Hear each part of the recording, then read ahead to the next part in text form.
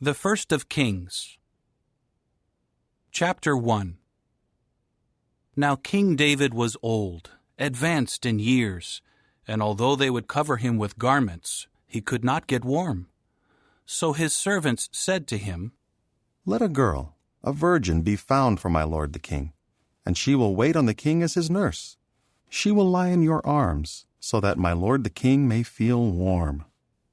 They searched throughout all the territory of Israel for a beautiful girl, and they found Abishag the Shunammite, and brought her in to the king. The girl was extremely beautiful, and she became the king's nurse and waited on him, but the king did not have sexual relations with her. Meanwhile, Adonijah the son of Haggith was exalting himself, saying, "I am going to be king."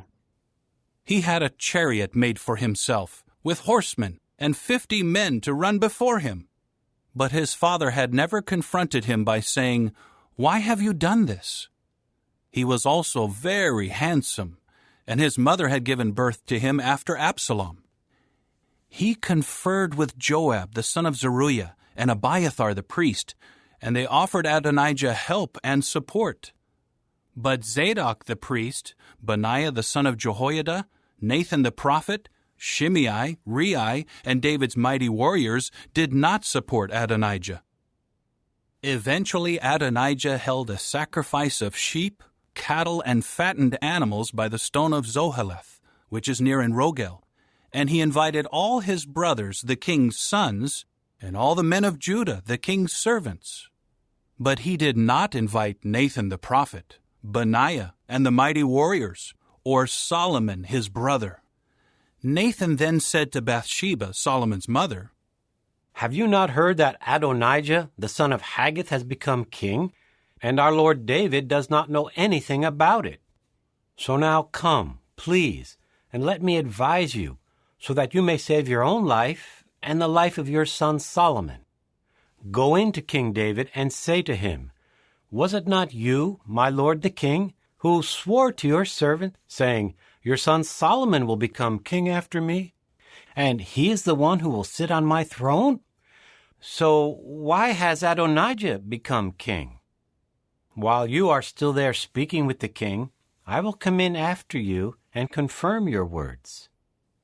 So Bathsheba went into the king, into his private room. The king was very old, and Abishag the Shunammite was waiting on the king. Then Bathsheba bowed low and prostrated herself to the king, and the king said, "What is your request?" She replied, "My lord, it was you who swore by Jehovah your God to your servant, 'Your son Solomon will become king after me, and he is the one who will sit on my throne.' But look, Adonijah has become king, and my lord the king does not know anything about it.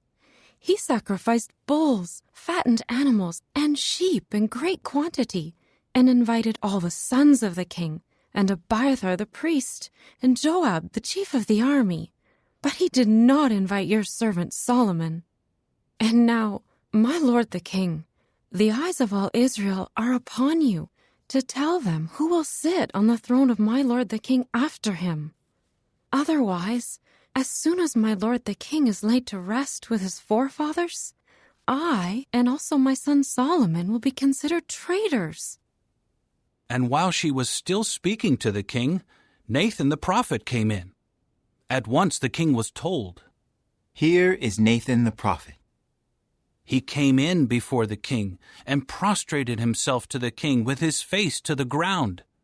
Then Nathan said, "My lord the king, did you say Adonijah will become king after me, and he is the one who will sit on my throne?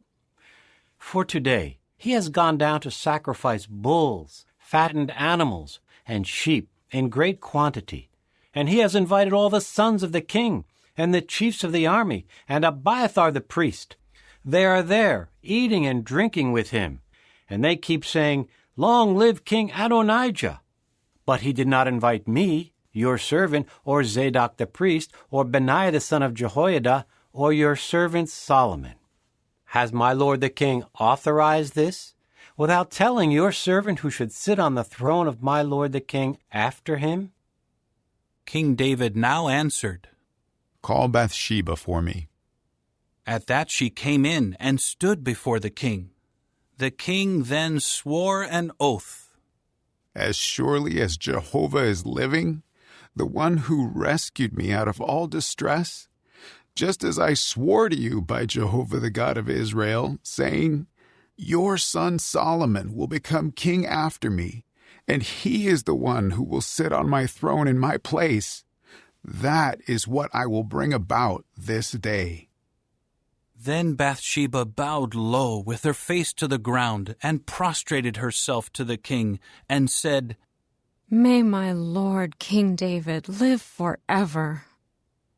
Immediately King David said, Call for me Zadok the priest, Nathan the prophet, and Benaiah the son of Jehoiada.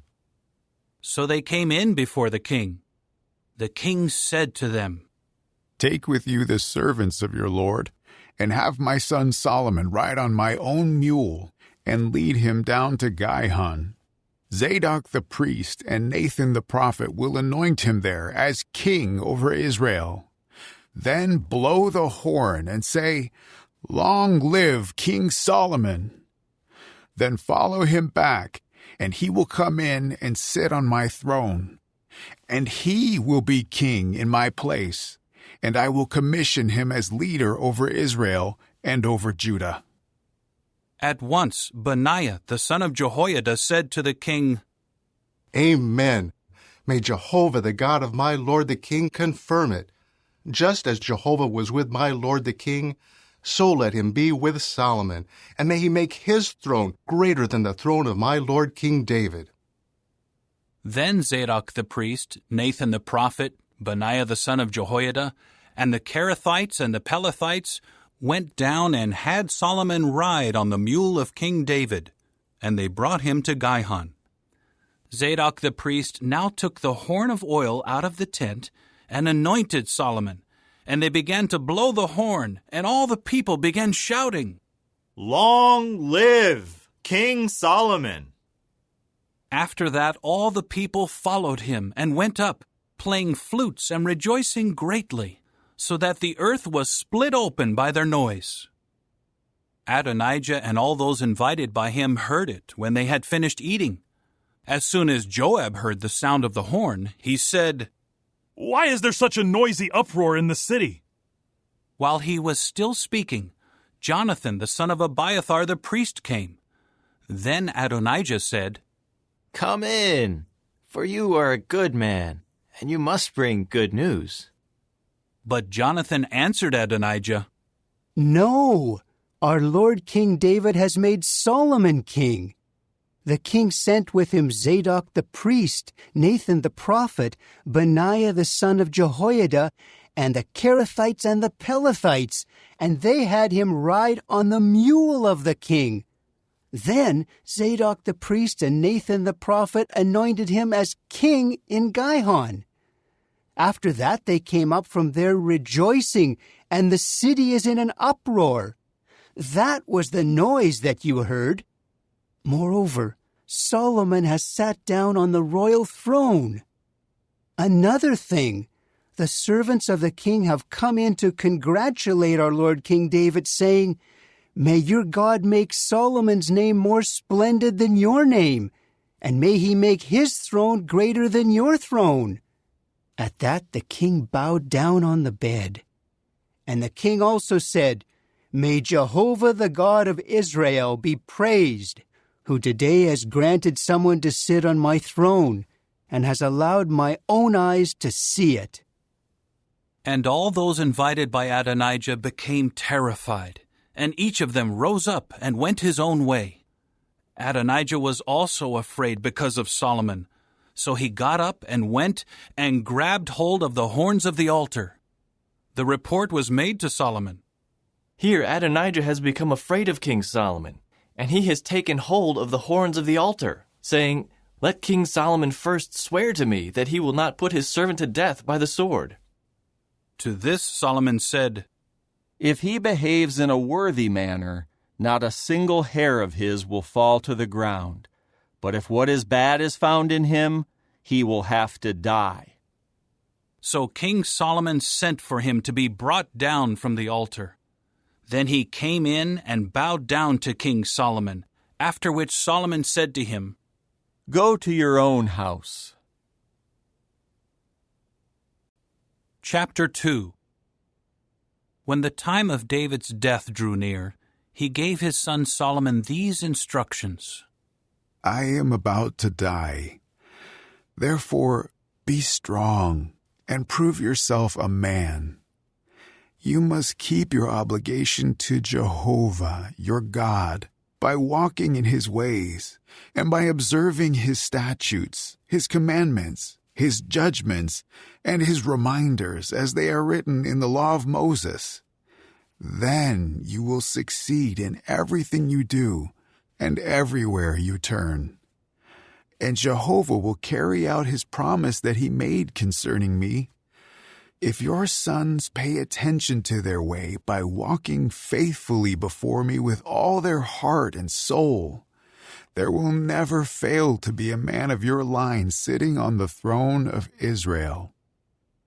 You also well know what Joab, the son of Zeruiah, did to me, what he did to 2 chiefs of the armies of Israel, Abner, the son of Ner, and Amasa, the son of Jether. He killed them, shedding the blood of war in peacetime, and he put the blood of war on the belt around his waist and on the sandals on his feet.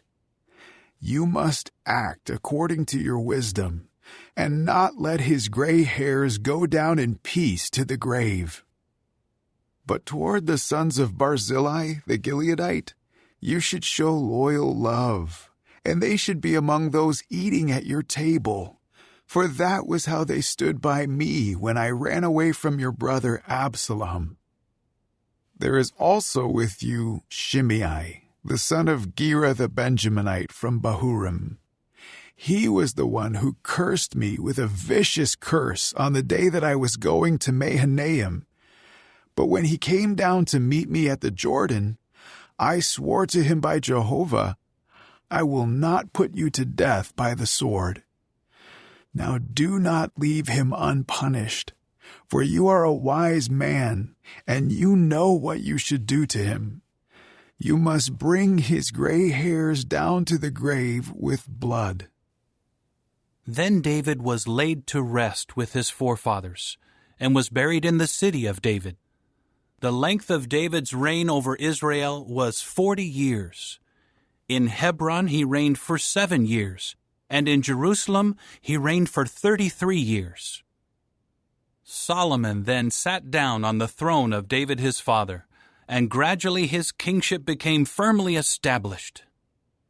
In time, Adonijah the son of Haggith came to Bathsheba, Solomon's mother. She asked, "Is your coming peaceable?" He replied, "It is peaceable." He then said, "I have something to say to you." So she said, "Speak." He continued, "You well know that the kingship was to become mine, and all Israel expected me to become king. But the kingship eluded me and became my brother's, for it was from Jehovah that it became his. But now there is just one request that I am making of you. Do not turn me away." So she said to him, "Speak." He then said, "Please, ask Solomon the king, for he will not turn you away, to give me Abishag the Shunammite as a wife." To this Bathsheba said, "Very well. I will speak for you to the king." So Bathsheba went in to King Solomon to speak to him for Adonijah. At once the king rose to meet her and bowed down to her. Then he sat down on his throne, and had a throne set for the king's mother, so that she could sit at his right. She then said, "There is one small request that I am making of you. Do not turn me away." So the king said to her, "Make it, my mother, for I will not turn you away." She said, Let Abishag the Shunammite be given as a wife to your brother Adonijah. At this, King Solomon answered his mother, Why are you requesting Abishag the Shunammite for Adonijah? You may as well request the kingship for him, for he is my older brother, and supporting him are Abiathar the priest and Joab the son of Zeruiah. With that, King Solomon swore by Jehovah, So may God do to me and add to it, if it was not at the cost of his own life that Adonijah made this request. And now, as surely as Jehovah is living, who has firmly established me and seated me on the throne of David my father, and who made a house for me, just as he promised, Adonijah will be put to death today. King Solomon immediately sent Benaiah the son of Jehoiada, who went out and struck Adonijah down, and he died. To Abiathar the priest the king said, Go to your fields in Anathoth. You deserve to die, but on this day I will not put you to death, because you carried the ark of the sovereign Lord Jehovah before David my father, and because you shared in all the hardships that my father suffered. So Solomon drove Abiathar out from serving as a priest of Jehovah, to fulfill Jehovah's word against the house of Eli in Shiloh. When the news reached Joab, for Joab had supported Adonijah, but he had not supported Absalom, Joab fled to the tent of Jehovah and grabbed hold of the horns of the altar. Then King Solomon was told, Joab has fled to the tent of Jehovah, and he is there beside the altar. So Solomon sent Benaiah the son of Jehoiada, saying, Go, strike him down. So Benaiah went to the tent of Jehovah and said to him, This is what the king says. Come out. But he said, No, I will die here. Benaiah brought word back to the king. This is what Joab said, and this is what he answered me. Then the king said to him, Do just as he said. Strike him down and bury him, and remove from me and from the house of my father the blood that Joab spilled without just cause. Jehovah will bring his blood back on his own head. For without my father David's knowledge, he struck down and killed with the sword 2 men more righteous and better than he was, Abner the son of Ner, the chief of the army of Israel, and Amasa the son of Jether, the chief of the army of Judah. Their blood will come back on the head of Joab, and on the head of his offspring forever. But for David, his offspring, his house, and his throne, may there be peace from Jehovah forever. Then Benaiah the son of Jehoiada went up and struck Joab down and put him to death, and he was buried at his own house in the wilderness. Then the king appointed Benaiah the son of Jehoiada over the army in his place, and the king appointed Zadok the priest in place of Abiathar. Then the king summoned Shimei and said to him, Build yourself a house in Jerusalem and live there. Do not go out from there to any other place. On the day you go out and cross the Kidron Valley, you can be sure that you will die. Your blood will be on your own head. Shimei replied to the king, What you have said is fair. Your servant will do just as my lord the king has said. So Shimei stayed in Jerusalem for many days. But at the end of 3 years, 2 of Shimei's slaves ran away to Achish, the son of Maacah, the king of Gath. When Shimei was told, Look, your slaves are in Gath. Shimei immediately saddled his donkey and went to see Achish in Gath to find his slaves. When Shimei returned from Gath with his slaves, Solomon was told, Shimei has gone out of Jerusalem to Gath and has returned. At that the king summoned Shimei and said to him, Did I not put you under oath by Jehovah and warn you, on the day you go out from here to any other place, you can be sure that you will die? And did you not say to me, What you are saying is fair, I will obey? Why then did you not keep the oath of Jehovah and the commandment that I imposed on you? The king then said to Shimei, You know in your heart all the injury that you did to David my father, and Jehovah will bring back that injury on your own head. But King Solomon will be blessed, and the throne of David will be firmly established before Jehovah forever. With that the king commanded Benaiah the son of Jehoiada, who went out and struck him down, and he died. Thus the kingdom was firmly established in the hand of Solomon. Chapter 3. Solomon made a marriage alliance with Pharaoh, king of Egypt. He married Pharaoh's daughter and brought her to the city of David, until he finished building his own house and the house of Jehovah, and the wall around Jerusalem. But the people were still sacrificing on the high places, because until that time a house for the name of Jehovah had not yet been built.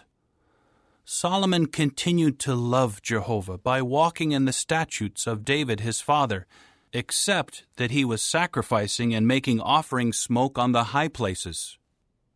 The king went to Gibeon to sacrifice there, for that was the most prominent high place. Solomon offered 1,000 burnt sacrifices on that altar. In Gibeon, Jehovah appeared to Solomon in a dream by night, and God said, Ask what you would like me to give you. At this, Solomon said, You have shown great loyal love toward your servant David my father, as he walked before you in faithfulness, and in righteousness, and in uprightness of heart. You have continued to show him this great loyal love down to this day, by giving him a son to sit on his throne. And now, Jehovah my God, you have made your servant king in the place of David my father, though I am just a youth, and I am inexperienced. Your servant is among your people whom you have chosen, a people so vast that they cannot be numbered or counted. So grant your servant an obedient heart to judge your people, to discern between good and bad, for who is able to judge this numerous people of yours? It was pleasing to Jehovah that Solomon had requested this. God then said to him, Because you requested this, and you did not request for yourself long life, or riches, or the death of your enemies, but you requested understanding to hear judicial cases, I will do what you asked. I will give you a wise and understanding heart, so that just as there has never been anyone like you before, there will never be anyone like you again. Furthermore, what you have not requested I will give you, both riches and glory, so that there will be no other king like you in your lifetime. And if you walk in my ways, by keeping my regulations and my commandments, just as David your father walked, I will also give you a long life. When Solomon awoke, he realized that it had been a dream. Then he went to Jerusalem and stood before the ark of the covenant of Jehovah, and offered up burnt sacrifices and communion offerings, and spread a feast for all his servants. At that time, 2 prostitutes came in to the king and stood before him. The first woman said, Please, my lord, this woman and I live in one house, and I gave birth while she was in the house. On the 3rd day after I gave birth, this woman also gave birth. We were together, just the 2 of us. There was no one else with us in the house. During the night, this woman's son died because she lay on him. So she got up in the middle of the night and took my son from my side while your slave girl was asleep, and laid him in her arms, and she laid her dead son in my arms. When I got up in the morning to nurse my son, I saw that he was dead. So I examined him closely in the morning and saw that it was not my son whom I had given birth to. But the other woman said, No, My son is the living one, and your son is the dead one. But the first woman was saying, No, your son is the dead one, and my son is the living one. That is how they argued before the king. Finally, the king said, This one says, This is my son, the living one, and your son is the dead one. And that one says, No, your son is the dead one, and my son is the living one. The king said, Bring me a sword. So they brought a sword to the king. The king then said, Cut the living child in two, and give half to one woman and half to the other. At once, the woman whose son was the living one pleaded with the king, for her compassions were stirred toward her son.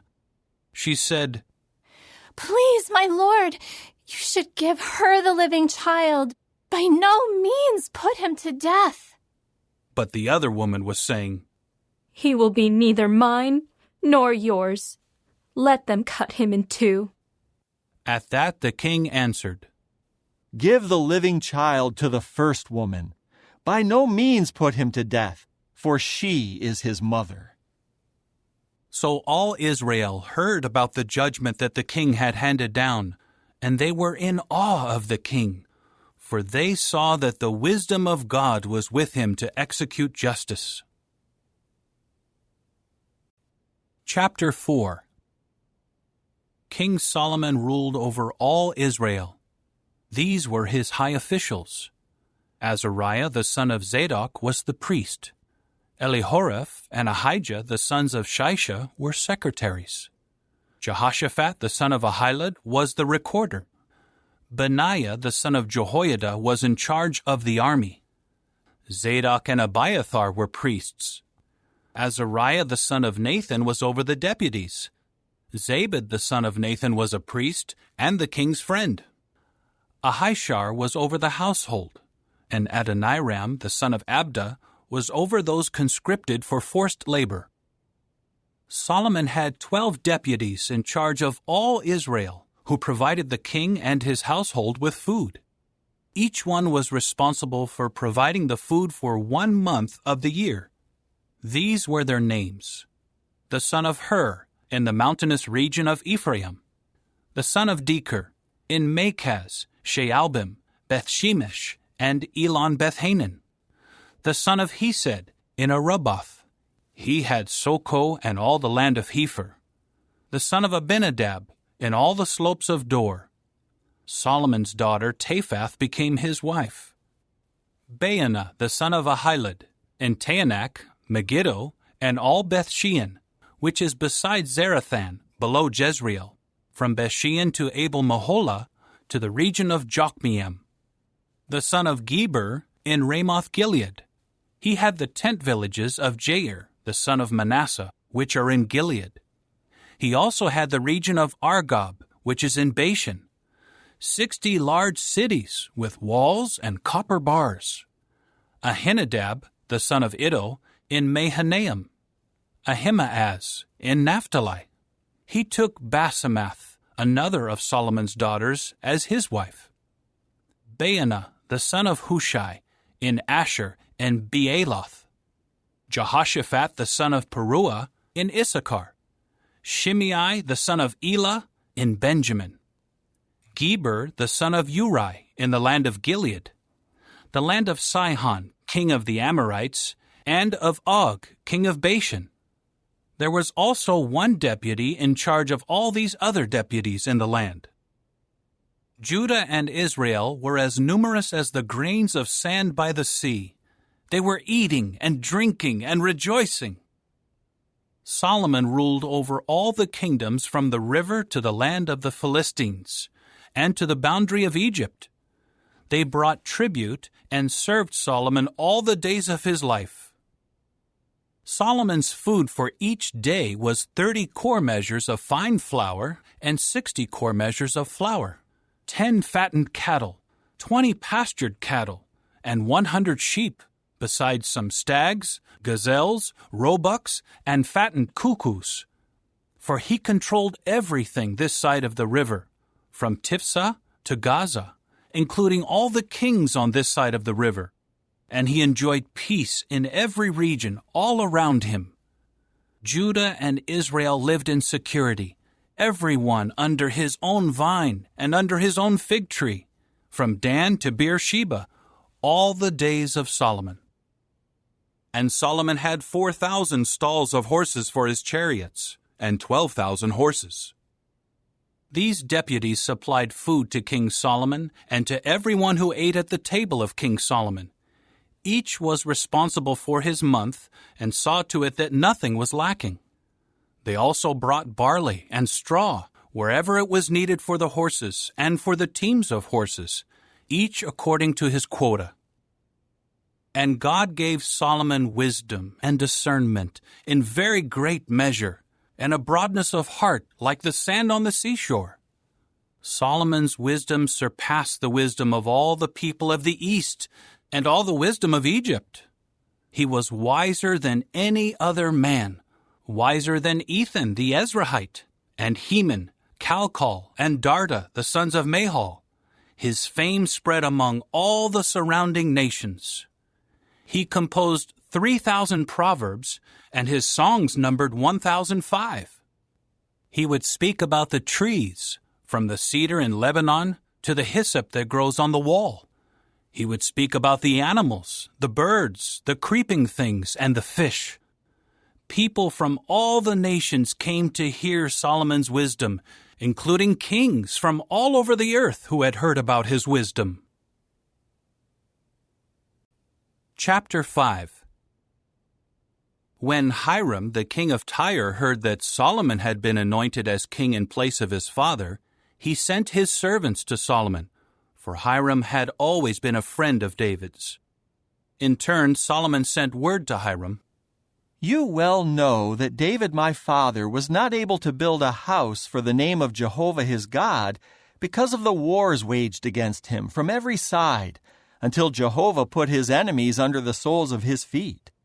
But now Jehovah my God has given me rest on all sides. There is no one opposing me, and nothing bad happening. So I intend to build a house for the name of Jehovah my God, just as Jehovah promised to David my father, saying, 'Your son, whom I will put on your throne in your place, he is the one who will build the house for my name.' Now command your people to cut cedars of Lebanon for me. My servants will work with your servants, and I will pay the wages of your servants according to the rate you set. For you are aware that not one of us knows how to cut trees like the Sidonians." When Hiram heard Solomon's words, he rejoiced greatly and said, "May Jehovah be praised today, for he has given David a wise son over this great people." So Hiram sent word to Solomon, "I have heard the message you sent to me. I will do all you desire in providing the cedar and juniper timbers. My servants will bring them down from Lebanon to the sea, and I will make them into log rafts to go by sea to the place that you designate to me. I will have them broken up there, and you can carry them away. In exchange, you will provide the food that I request for my household." So Hiram supplied all the timbers of cedar and juniper that Solomon desired. And Solomon gave Hiram 20,000 core measures of wheat as food supplies for his household, and 20 core measures of very fine olive oil. That was what Solomon gave Hiram year after year. And Jehovah gave Solomon wisdom, just as he had promised him. And there was peace between Hiram and Solomon, and the two of them made a treaty. King Solomon conscripted men for forced labor out of all Israel. 30,000 men were conscripted. He would send them to Lebanon in shifts of 10,000 each month. They would spend a month in Lebanon and 2 months at their homes, and Adoniram was over those conscripted for forced labor. Solomon had 70,000 common laborers and 80,000 stonecutters in the mountains, as well as Solomon's 3,300 princely deputies, who served as foremen to supervise the workmen. At the king's order, they quarried large stones, expensive stones, to lay the foundation of the house with hewn stones. So Solomon's builders and Hiram's builders and the Gebalites did the cutting, and they prepared the timbers and the stones to build the house. Chapter 6. In the 480th year after the Israelites came out of the land of Egypt, in the 4th year after Solomon became king over Israel, in the month of Ziv, that is, the 2nd month, he began to build the house of Jehovah. The house that King Solomon built for Jehovah was 60 cubits long, 20 cubits wide, and 30 cubits high. The porch in front of the temple was 20 cubits long, corresponding to the width of the house. Its depth was 10 cubits from the front of the house. He made windows of narrowing frames for the house. Further, he built a side structure against the wall of the house. It went around the walls of the house, those of the temple and the innermost room, and he made side chambers all around. The lowest level of the side chambers was 5 cubits wide, the middle level was 6 cubits wide, and the third level was 7 cubits wide, for he made offsets all around the house, so that nothing was attached to the walls of the house. The house was built with quarry stone that had already been prepared, so that no hammers or axes or any iron tools were heard in the house while it was being built. The entrance of the lowest side chamber was on the south side of the house, and a winding staircase led up to the middle floor, and from the middle floor up to the 3rd floor. He continued building the house, and finished it, and covered the house with cedar beams and rows of cedar planks. He built the side chambers all around the house, each 5 cubits high, and they were joined to the house by cedar timbers. Meanwhile, the word of Jehovah came to Solomon, saying, "As for this house that you are building, if you walk in my statutes, and carry out my judgments, and observe all my commandments by walking in them, I will also carry out with you my promise that I made to David your father, and I will reside in the midst of the Israelites, and I will not forsake my people Israel." Solomon continued building the house to finish it. He built the inside walls of the house with cedar boards.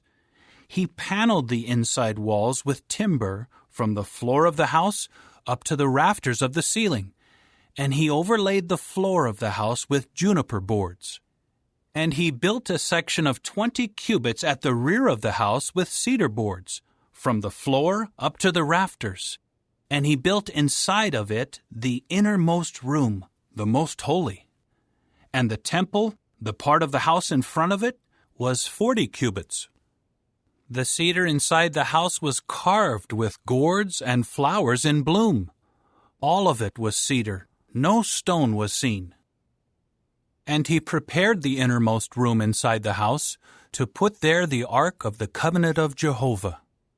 The innermost room was 20 cubits long, 20 cubits wide, and 20 cubits high, and he overlaid it with pure gold. He overlaid the altar with cedar. Solomon overlaid the interior of the house with pure gold, and he stretched gold chains in front of the innermost room, which was overlaid with gold. He overlaid the whole house with gold until all the house was completed. He also overlaid with gold the entire altar near the innermost room. In the innermost room he made 2 cherubs of pine wood, each 10 cubits high. One wing of the cherub measured 5 cubits, and the other wing was 5 cubits. From the tip of one wing to the tip of the other wing was 10 cubits. The second cherub was also 10 cubits. The 2 cherubs had the same size and shape. The height of the one cherub was 10 cubits, as was that of the other cherub. Then he put the cherubs inside the inner house. The wings of the cherubs were extended so that the wing of the one cherub reached to one wall, and the wing of the other cherub reached to the other wall. And their wings extended toward the middle of the house, so that the wings touched. And he overlaid the cherubs with gold. And on all the walls of the house, all around both the inner and outer rooms, he carved figures of cherubs, palm trees, and flowers in bloom. He overlaid the floor of the house with gold in the inner and outer rooms. And for the entrance of the innermost room, he made doors of pine wood, side pillars, and doorposts as a fifth part. The 2 doors were of pine wood, and he carved on them cherubs, palm trees, and flowers in bloom, and he overlaid them with gold. And he hammered the gold down over the cherubs and the palm trees. For the entrance of the temple, that was how he made the doorposts of pine wood, belonging to a 4th part. And he made 2 doors of juniper wood. The one door had 2 leaves that turned on pivots, and the other door had 2 leaves that turned on pivots. He carved cherubs, palm trees, and flowers in bloom, and overlaid gold foil on the carvings. He built the inner courtyard with 3 rows of hewn stone and a row of cedar beams. In the 4th year, in the month of Ziv, the house of Jehovah had its foundation laid. And in the 11th year, in the month of Bul, that is the 8th month, the house was finished in all its details and according to its plan. So he spent 7 years building it. Chapter 7. And it took Solomon 13 years to build his own house, until his whole house was completed. And he built the house of the forest of Lebanon, 100 cubits long, 50 cubits wide, and 30 cubits high on 4 rows of cedar pillars, and there were cedar beams on the pillars. It was paneled above with cedar on the girders that rested on the pillars. They numbered 45, with 15 to a row. There were 3 rows of framed windows, and each window was opposite another window in 3 tiers. All the entrances and the doorposts had square frames, as did the front of the windows that were opposite each other in 3 tiers. And he built the hall of pillars, 50 cubits long and 30 cubits wide, and there was a porch in front of it, with pillars and a canopy. He also built the hall of the throne where he would judge, the hall of judgment, and they paneled it with cedar from the floor to the rafters. The house where he was to live, at the other courtyard, was set back from the hall, and it was similar in workmanship. He also built a house similar to this hall for Pharaoh's daughter, whom Solomon had taken as a wife. All of these were made of expensive stones, hewn according to measure, trimmed with stone saws inside and out, from the foundation up to the coping, and outside as far as the great courtyard. And the foundation was laid with very large expensive stones. Some stones measured 10 cubits, and other stones 8 cubits. And above these were expensive stones hewn according to measure, as well as cedar. Around the great courtyard were 3 rows of hewn stone and a row of cedar beams, like that for the inner courtyard of the house of Jehovah and the porch of the house. King Solomon sent for Hiram and brought him from Tyre. He was the son of a widow from the tribe of Naphtali, and his father was a Tyrian coppersmith, and he had great skill, understanding, and experience for all kinds of work in copper. So he came to King Solomon and did all his work. He cast the 2 pillars of copper. Each pillar was 18 cubits high, and it took a measuring cord 12 cubits long to encircle each of the 2 pillars. And he made 2 capitals cast in copper to put on the tops of the pillars. One capital was 5 cubits high, and the other capital was 5 cubits high. The capital on top of each pillar had mesh network with wreathed chains, 7 for the one capital and 7 for the other capital. And he made pomegranates in 2 rows around the one network to cover the capitals that were on the top of the pillars. He did the same for both capitals. The capitals on top of the pillars at the porch were of a lily pattern, 4 cubits high. The capitals were on the 2 pillars just above the rounded portion adjoining the network. And there were 200 pomegranates in rows all around on each capital. He set up the pillars of the porch of the temple. He set up the right-hand pillar and named it Jachin, and then he set up the left-hand pillar and named it Boaz. And the top of the pillars had a lily pattern. So the work of the pillars was completed. Then he made the sea of cast metal. It was circular in shape, 10 cubits from brim to brim, and 5 cubits high, and it took a measuring line 30 cubits long to encircle it.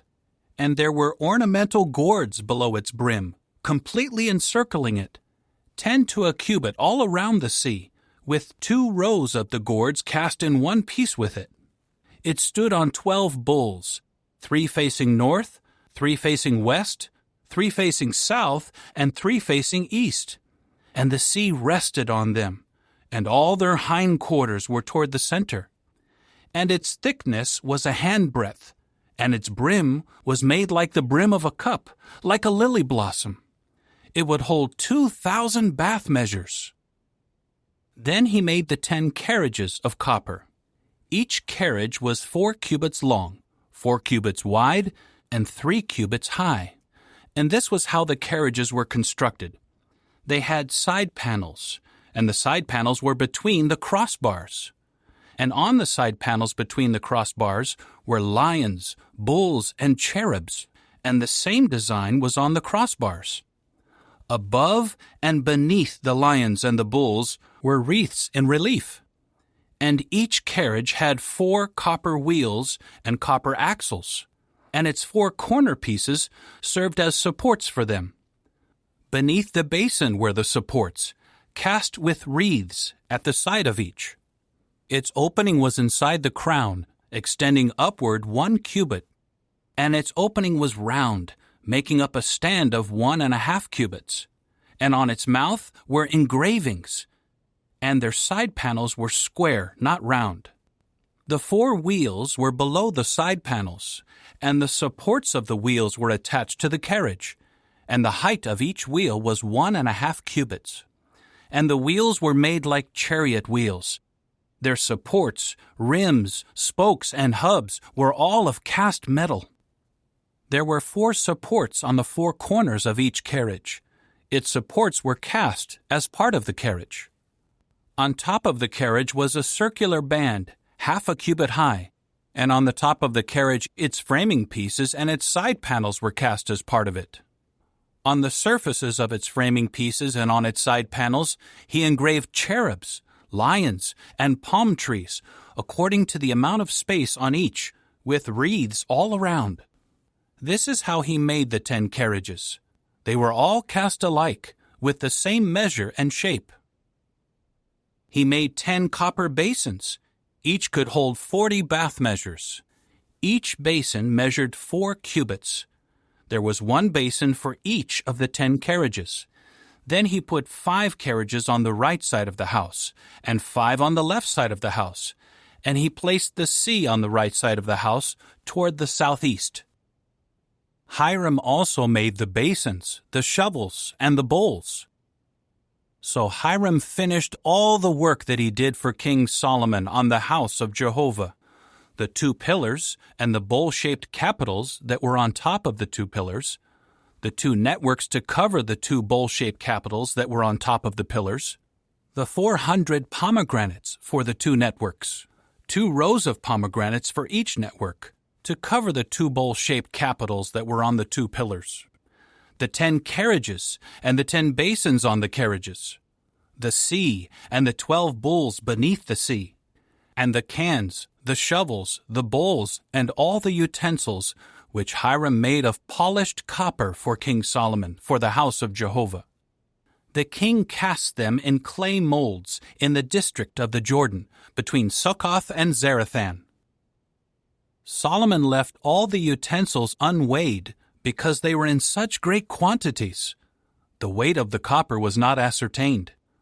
Solomon made all the utensils for the house of Jehovah, the altar of gold, the gold table on which to put the showbread, the lampstands of pure gold, 5 on the right and 5 on the left before the innermost room, and the blossoms, the lamps, and the snuffers of gold, the basins, the extinguishers, the bowls, the cups and the fire holders of pure gold, and the sockets for the doors of the inner house, that is, the most holy, and for the doors of the house of the temple of gold. So King Solomon completed all the work he had to do for the house of Jehovah. Solomon then brought in the things that David his father had made holy, and he put the silver, the gold, and the articles into the treasuries of the house of Jehovah. Chapter 8. At that time Solomon congregated the elders of Israel, all the heads of the tribes, the chieftains of the paternal houses of Israel. They came to King Solomon at Jerusalem to bring up the ark of the covenant of Jehovah from the city of David, that is, Zion. All the men of Israel assembled before King Solomon at the festival in the month of Ethanim, that is, the 7th month. So all the elders of Israel came, and the priests lifted up the ark. They brought up the ark of Jehovah, the tent of meeting, and all the holy utensils that were in the tent. The priests and the Levites brought them up. King Solomon and the entire assembly of Israel, who had been summoned to meet with him, were before the ark. So many sheep and cattle were being sacrificed that they could not be counted or numbered.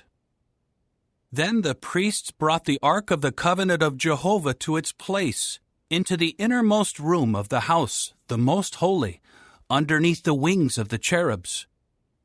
Thus the wings of the cherubs were spread out over the place of the ark, so that the cherubs overshadowed the ark and its poles. The poles were so long that the tips of the poles were visible from the holy in front of the innermost room, but they were not visible from outside, and they are there to this day. There was nothing in the ark but the 2 stone tablets that Moses placed there at Horeb, when Jehovah made a covenant with the people of Israel while they were coming out of the land of Egypt. When the priests came out from the holy place, the cloud filled the house of Jehovah. The priests were not able to stand to minister because of the cloud, for the glory of Jehovah filled the house of Jehovah. At that time, Solomon said, Jehovah said he would reside in the thick gloom. I have successfully built a lofty house for you, an established place for you to dwell in forever. Then the king turned around and began to bless all the congregation of Israel, while all the congregation of Israel stood. He said, May Jehovah the God of Israel be praised, the one who by his own mouth promised my father David, and by his own hand has given fulfillment, saying, From the day I brought my people Israel out of Egypt, I have not chosen a city out of all the tribes of Israel in which to build a house for my name to remain there, but I have chosen David to be over my people Israel. And it was the heart's desire of my father David to build a house for the name of Jehovah the God of Israel. But Jehovah said to my father David, It was your heart's desire to build a house for my name, and you did well to desire this in your heart. However, you will not build the house, but your own son who is to be born to you is the one who will build the house for my name. Jehovah has carried out the promise that he made, for I have succeeded my father David, and I sit on the throne of Israel, just as Jehovah promised. I have also built the house for the name of Jehovah the God of Israel, and have set up a place there for the ark, containing the covenant that Jehovah made with our forefathers when he was bringing them out of the land of Egypt. Then Solomon stood before the altar of Jehovah in front of all the congregation of Israel, and he spread his hands out to the heavens, and he said, O Jehovah, the God of Israel, there is no God like you in the heavens above or on the earth beneath, keeping the covenant and showing loyal love to your servants who are walking before you with all their heart. You have kept the promise that you made to your servant David, my father. You made the promise with your own mouth, and this day you have fulfilled it with your own hand. And now, O Jehovah, the God of Israel, keep the promise you made to your servant David, my father, when you said, 'There will never fail to be a man of your line before me to sit on the throne of Israel, if only your sons will pay attention to their way by walking before me, just as you have walked before me.' And now, O God of Israel, let the promise that you made to your servant David, my father, prove trustworthy, please." But will God really dwell on the earth? Look, the heavens, yes, the heaven of the heavens cannot contain you. How much less, then, this house that I have built? Now pay attention to the prayer of your servant, and to his request for favor, O Jehovah my God, and listen to the cry for help and to the prayer that your servant is praying before you today.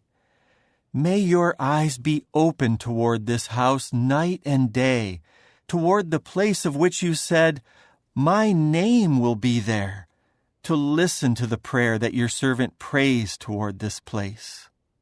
And listen to your servant's request for favor, and to the request by your people Israel that they pray toward this place.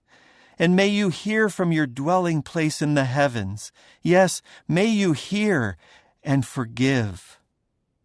When a man sins against his fellow man and is made to take an oath and is brought under liability to the oath, and while under the oath he comes before your altar in this house, may you then hear from the heavens and act and judge your servants by pronouncing the wicked one guilty and bringing what he did on his own head, and by pronouncing the righteous one innocent and rewarding him according to his own righteousness.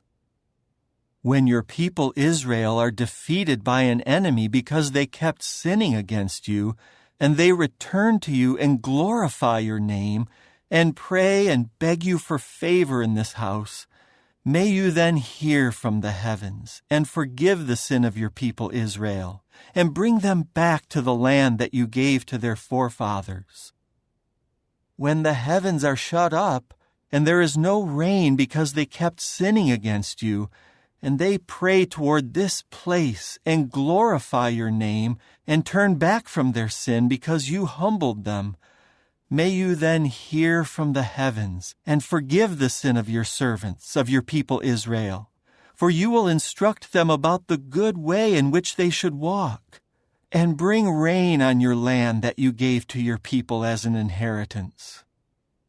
If a famine occurs in the land, or a pestilence, a scorching blight, mildew, swarming locusts, or voracious locusts, or if their enemy besieges them in any of the cities of the land, or if any other sort of plague or disease occurs, whatever prayer, whatever request for favor may be made by any man or by all your people Israel, for each one knows the plague of his own heart, when they spread out their hands toward this house, then may you hear from the heavens, your dwelling place, and may you forgive and take action, and reward each one according to all his ways. For you know his heart. You alone truly know every human heart, so that they may fear you all the days they live on the land that you gave to our forefathers. Also concerning the foreigner who is not part of your people Israel, and who comes from a distant land because of your name, for they will hear about your great name and your mighty hand and your outstretched arm, and he comes and prays toward this house, may you then listen from the heavens, your dwelling place, and do all that the foreigner asks of you, so that all the peoples of the earth may know your name and fear you, as your people Israel do, and may know that your name has been called on this house that I have built. If your people go to war against their enemy in the way that you send them, and they pray to Jehovah in the direction of the city that you have chosen, and toward the house that I have built for your name, then hear from the heavens their prayer and their request for favor, and execute judgment for them. If they sin against you, for there is no man who does not sin, and you are furious with them, and you abandon them to an enemy, and their captors carry them off captive to the land of the enemy, far or near, and they come to their senses in the land where they were carried off captive, and they return to you and beg you for favor in the land of their captors, saying, "We have sinned and done wrong. We have acted wickedly." And they return to you with all their heart and all their soul in the land of their enemies who carried them off captive, and they pray to you in the direction of their land that you gave to their forefathers, and of the city that you have chosen, and the house that I have built for your name, then hear from the heavens, your dwelling place, their prayer and their request for favor, and execute judgment for them, and forgive your people who have sinned against you, forgiving all their transgressions they committed against you. You will make them objects of pity before their captors, and they will pity them, for they are your people and your inheritance, whom you brought out of Egypt, from inside the iron-smelting furnace. May your eyes be opened to your servant's request for favor, and to the request for favor by your people Israel, by listening whenever they call to you. For you set them apart as your inheritance out of all the peoples of the earth, just as you declared through Moses your servant when you were bringing our forefathers out of Egypt, O sovereign Lord Jehovah. And as soon as Solomon finished offering to Jehovah this entire prayer and request for favor, he rose up from before the altar of Jehovah, where he had been kneeling with his hands spread out to the heavens. He then stood and blessed all the congregation of Israel with a loud voice, saying, "Praised be Jehovah, who has given a resting place to his people Israel, just as he promised. Not one word of all his good promise that he made through Moses his servant has failed. May Jehovah our God be with us, just as he was with our forefathers. May he not abandon us, nor forsake us. May he draw our heart toward himself, to walk in all his ways, and to keep his commandments, his regulations, and his judgments, which he commanded our forefathers to observe. And may these words of mine, with which I have begged Jehovah for favor, be near to Jehovah our God by day and night, that he may execute judgment for his servant and for his people Israel as each day requires, so that all the peoples of the earth may know that Jehovah is the true God. There is no other.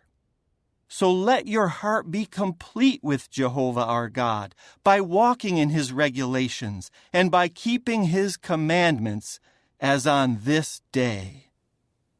Now the king and all Israel with him offered a grand sacrifice before Jehovah. Solomon offered the communion sacrifices to Jehovah. He offered 22,000 cattle and 120,000 sheep. Thus the king and all the Israelites inaugurated the house of Jehovah. On that day the king had to sanctify the middle of the courtyard that is before the house of Jehovah, for there he had to offer up the burnt sacrifices, the grain offerings, and the fat pieces of the communion sacrifices, because the copper altar that is before Jehovah was too small to contain the burnt sacrifices, the grain offerings, and the fat pieces of the communion sacrifices.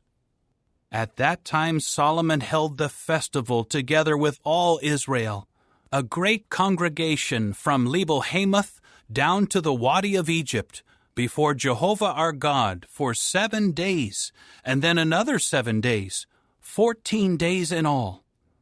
On the following day he sent the people away, and they blessed the king, and went to their homes rejoicing and feeling glad of heart over all the goodness that Jehovah had shown to David his servant and Israel his people. Chapter 9. As soon as Solomon had finished building the house of Jehovah, the house of the king, and everything Solomon desired to make, Jehovah appeared to Solomon a second time, just as he had appeared to him in Gibeon. Jehovah said to him, I have heard your prayer and your request for favor that you made before me. I have sanctified this house that you built by permanently putting my name there, and my eyes and my heart will always be there. And you, if you walk before me as your father David walked, with integrity of heart and with uprightness, by doing everything I have commanded you, and you obey my regulations and my judgments, then I will establish the throne of your kingdom over Israel forever, just as I promised your father David, saying, There will never fail to be a man of your line sitting on the throne of Israel. But if you and your sons turn away from following me, and do not keep my commandments and my statutes that I have put before you, and you go and serve other gods and bow down to them, I will cut Israel off from the surface of the land that I have given to them, and the house that I have sanctified for my name I will cast out of my sight, and Israel will become an object of scorn, and a cause for ridicule among all the peoples. And this house will become heaps of ruins. Everyone passing by it will stare in amazement and will whistle and say, Why did Jehovah do that to this land and this house? Then they will say, It was because they abandoned Jehovah their God, who had brought their forefathers out of the land of Egypt, and they embraced other gods and bowed down to them and served them. That is why Jehovah brought all this calamity on them. At the end of 20 years, during which Solomon built the two houses, the house of Jehovah and the house of the king, Hiram, the king of Tyre, had supplied Solomon with cedar and juniper timbers, and with as much gold as he desired. And King Solomon gave to Hiram 20 cities in the land of Galilee. So Hiram went out from Tyre to see the cities that Solomon had given him, but he was not satisfied with them. He said, What sort of cities are these that you have given me, my brother? So they came to be called the land of Cabul, down to this day. In the meantime, Hiram sent to the king 120 talents of gold. This is the account of those whom King Solomon conscripted for forced labor to build the house of Jehovah, his own house, the mound, the wall of Jerusalem, Hazor, Megiddo, and Gezer. Pharaoh, king of Egypt, had come up and captured Gezer and had burned it with fire, and he had also killed the Canaanites dwelling in the city. So he gave it as a parting gift to his daughter, the wife of Solomon. Solomon built up Gezer, Lower Beth-horon, Baalath, and Tamar in the wilderness within the land, as well as all of Solomon's storage cities, the chariot cities, the cities for the horsemen, and whatever Solomon desired to build in Jerusalem, in Lebanon, and in all the land of his dominion. As for all the people who were left, from the Amorites, the Hittites, the Perizzites, the Hivites, and the Jebusites, who were not part of the people of Israel, their descendants who were left in the land, those whom the Israelites had been unable to devote to destruction, were conscripted by Solomon for forced labor as slaves until this day. But Solomon did not make any of the Israelites slaves, for they were his warriors, servants, princes, adjutants, and the chiefs of his charioteers and horsemen. There were 550 chiefs of the deputies who were over the work of Solomon, the foremen over the people who were doing the work. But Pharaoh's daughter came up from the city of David to her own house that he had built for her. Then he built the mound. 3 times a year Solomon offered up burnt sacrifices and communion sacrifices on the altar that he had built for Jehovah, also making sacrificial smoke on the altar which was before Jehovah. So he completed the house. King Solomon also made a fleet of ships in Ezion-Geber, which is by Eloth on the shore of the Red Sea in the land of Edom. Hiram sent his own servants with the fleet of ships, experienced seamen, to serve along with the servants of Solomon. They went to Ophir and took from there 420 talents of gold and brought it to King Solomon. Chapter 10. Now the queen of Sheba heard the report about Solomon in connection with the name of Jehovah, so she came to test him with perplexing questions. She arrived in Jerusalem with a very impressive entourage, with camels carrying balsam oil and great quantities of gold and precious stones. She went in to Solomon and spoke to him about everything that was close to her heart. Solomon then answered all her questions. There was nothing too difficult for the king to explain to her. When the queen of Sheba had seen all the wisdom of Solomon, the house that he built, the food of his table, the seating of his servants, the table service of his waiters and their attire, his cupbearers, and his burnt sacrifices that he regularly offered up at the house of Jehovah, she was left completely breathless. So she said to the king, "The report that I heard in my own land about your achievements and about your wisdom was true. But I did not put faith in the reports until I had come and had seen it with my own eyes. And look, I had not been told the half. You have far surpassed in wisdom and prosperity the report that I heard. Happy are your men, and happy are your servants who stand before you constantly, listening to your wisdom. May Jehovah your God be praised, who has taken pleasure in you by putting you on the throne of Israel. Because of Jehovah's everlasting love for Israel, he appointed you as king to administer justice and righteousness." Then she gave the king 120 talents of gold and a great amount of balsam oil and precious stones.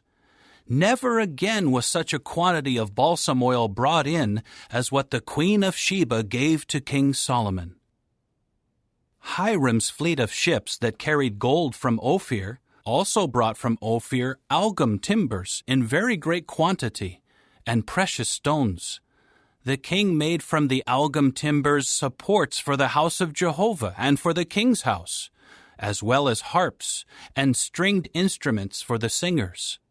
Such algum timbers have never again been brought in or seen down to this day. King Solomon also gave the queen of Sheba whatever she desired and asked for, in addition to what he gave her out of his own generosity. After that, she left and returned to her own land together with her servants. And the weight of the gold that came to Solomon in 1 year amounted to 666 talents of gold, besides that from the merchants and the profit from the traders and from all the kings of the Arabs and the governors of the land. King Solomon made 200 large shields of alloyed gold. 600 shekels of gold went on each shield, and 300 bucklers of alloyed gold. 3 minas of gold went on each buckler. Then the king put them in the house of the forest of Lebanon. The king also made a great ivory throne and overlaid it with refined gold. There were 6 steps to the throne, and the throne had a round canopy behind it, and there were arm rests on both sides of the seat, and 2 lions were standing beside the arm rests. And there were 12 lions standing on the 6 steps, 1 at each end of the 6 steps. No other kingdom had made anything like it. All the drinking vessels of King Solomon were of gold, and all the utensils of the house of the forest of Lebanon were of pure gold. There was nothing made of silver, for silver was considered as nothing in the days of Solomon. For the king had a fleet of ships of Tarshish on the sea, along with Hiram's fleet. Once every 3 years, the fleet of ships of Tarshish would come loaded with gold and silver, ivory, apes, and peacocks. So King Solomon was greater than all the other kings of the earth in riches and wisdom. And people of all the earth sought an audience with Solomon to hear his wisdom that God had put in his heart. They would each bring a gift: articles of silver, articles of gold, garments, armor, balsam oil, horses, and mules. And this continued year after year. And Solomon kept accumulating chariots and horses. He had 1,400 chariots and 12,000 horses. And he kept them stationed in the chariot cities and close by the king in Jerusalem. The king made the silver in Jerusalem as plentiful as the stones, and cedar wood as plentiful as the sycamore trees in the Shephelah. The horses of Solomon had been imported from Egypt, and the company of the king's merchants would obtain the horses in droves for one price. Each chariot imported from Egypt cost 600 silver pieces, and a horse cost 150. In turn, they would export them to all the kings of the Hittites and the kings of Syria. Chapter 11. But King Solomon loved many foreign women besides the daughter of Pharaoh: Moabite, Ammonite, Edomite, Sidonian, and Hittite women. They were from the nations about whom Jehovah had said to the Israelites, "You must not go in among them, and they should not come in among you, for they will surely incline your heart to follow their gods." But Solomon clung to them and loved them. And he had 700 wives who were princesses, and 300 concubines, and his wives gradually inclined his heart. In Solomon's old age, his wives inclined his heart to follow other gods, and his heart was not complete with Jehovah his God, like the heart of David his father. And Solomon followed after Ashtoreth, the goddess of the Sidonians, and Milcom, the disgusting god of the Ammonites. And Solomon did what was bad in the eyes of Jehovah, and he did not follow Jehovah completely as David his father had done. It was then that Solomon built a high place to Chemosh, the disgusting god of Moab, on the mountain in front of Jerusalem, and to Molech, the disgusting god of the Ammonites. That was what he did for all his foreign wives who were making sacrificial smoke and sacrificing to their gods. Jehovah became furious at Solomon because his heart had inclined away from Jehovah the God of Israel, who had appeared to him twice and had warned him about this very thing, that he should not go after other gods. But he did not obey what Jehovah had commanded. Jehovah now said to Solomon, "Because you have done this, and you have not kept my covenant and my statutes as I commanded you, I will surely rip the kingdom away from you, and I will give it to one of your servants. However, for the sake of your father David, I will not do it in your lifetime. I will rip it out of the hand of your son, but I will not rip away the entire kingdom. One tribe I will give to your son, for the sake of David my servant, and for the sake of Jerusalem, which I have chosen." Jehovah then raised up a resistor against Solomon, Hadad the Edomite, of the royal family of Edom. When David defeated Edom, Joab the chief of the army went up to bury the slain, and he tried to strike down every male in Edom. For Joab and all Israel stayed there for 6 months until he had done away with every male in Edom. But Hadad fled with some of his father's Edomite servants, and they went to Egypt. Hadad was then a young boy. So they set out from Midian and came to Paran. They took men with them from Paran and came to Egypt, to Pharaoh, king of Egypt, who gave him a house, assigned him a food allowance, and gave him land. Hadad found favor in the eyes of Pharaoh, so much so that he gave him in marriage the sister of his own wife, Tahpenes the queen. In time, the sister of Tahpenes bore him a son, Genubath, and Tahpenes brought him up in the house of Pharaoh, and Genubath remained in the house of Pharaoh among the sons of Pharaoh. Hadad heard in Egypt that David had been laid to rest with his forefathers, and that Joab the chief of the army had died. So Hadad said to Pharaoh, "Send me away, so that I may go to my own land." But Pharaoh said to him, "What have you lacked with me, that you now seek to go to your own land?" To this he said, "Nothing, but please, send me away." God also raised up against Solomon another resistor, Rezin, the son of Eliada, who had fled from his lord Hadadezer, the king of Zobah. He gathered men to himself and became chief of a marauder band when David defeated them. So they went to Damascus and settled there and began reigning in Damascus. And he became a resistor of Israel all the days of Solomon, adding to the harm done by Hadad, and he abhorred Israel while he reigned over Syria. And there was Jeroboam the son of Nebat, an Ephraimite from Zeradah, a servant of Solomon's, whose mother's name was Zeruiah, a widow. He too began to rebel against the king. This is why he rebelled against the king. Solomon had built the mound and had closed up the gap of the city of David his father. Now this Jeroboam was a capable man. When Solomon saw that the young man was a hard worker, he made him overseer over all the compulsory service of the house of Joseph. During that time Jeroboam went out from Jerusalem, and the prophet Ahijah the Shilonite found him on the road.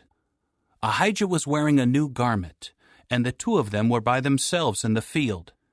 Ahijah took hold of the new garment he was wearing and ripped it into 12 pieces. Then he said to Jeroboam, "Take 10 pieces for yourself, for this is what Jehovah the God of Israel says. Here I am ripping the kingdom out of the hand of Solomon, and I will give you 10 tribes. But 1 tribe will remain his, for the sake of my servant David, and for the sake of Jerusalem, the city I have chosen out of all the tribes of Israel. I will do this because they have left me, and are bowing down to Ashtoreth, the goddess of the Sidonians, to Chemosh, the god of Moab, and to Milcom, the god of the Ammonites. And they have not walked in my ways, by doing what is right in my eyes, and observing my statutes and my judgments, as his father David did.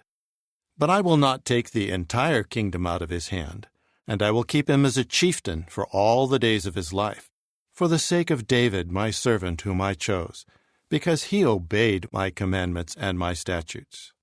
But I will take the kingship out of the hand of his son, and give it to you, that is, 10 tribes. To his son I will give 1 tribe, so that David my servant may always have a lamp before me in Jerusalem, the city that I have chosen for myself as the place to put my name. I will take you, and you will reign over all that you desire, and you will become king over Israel.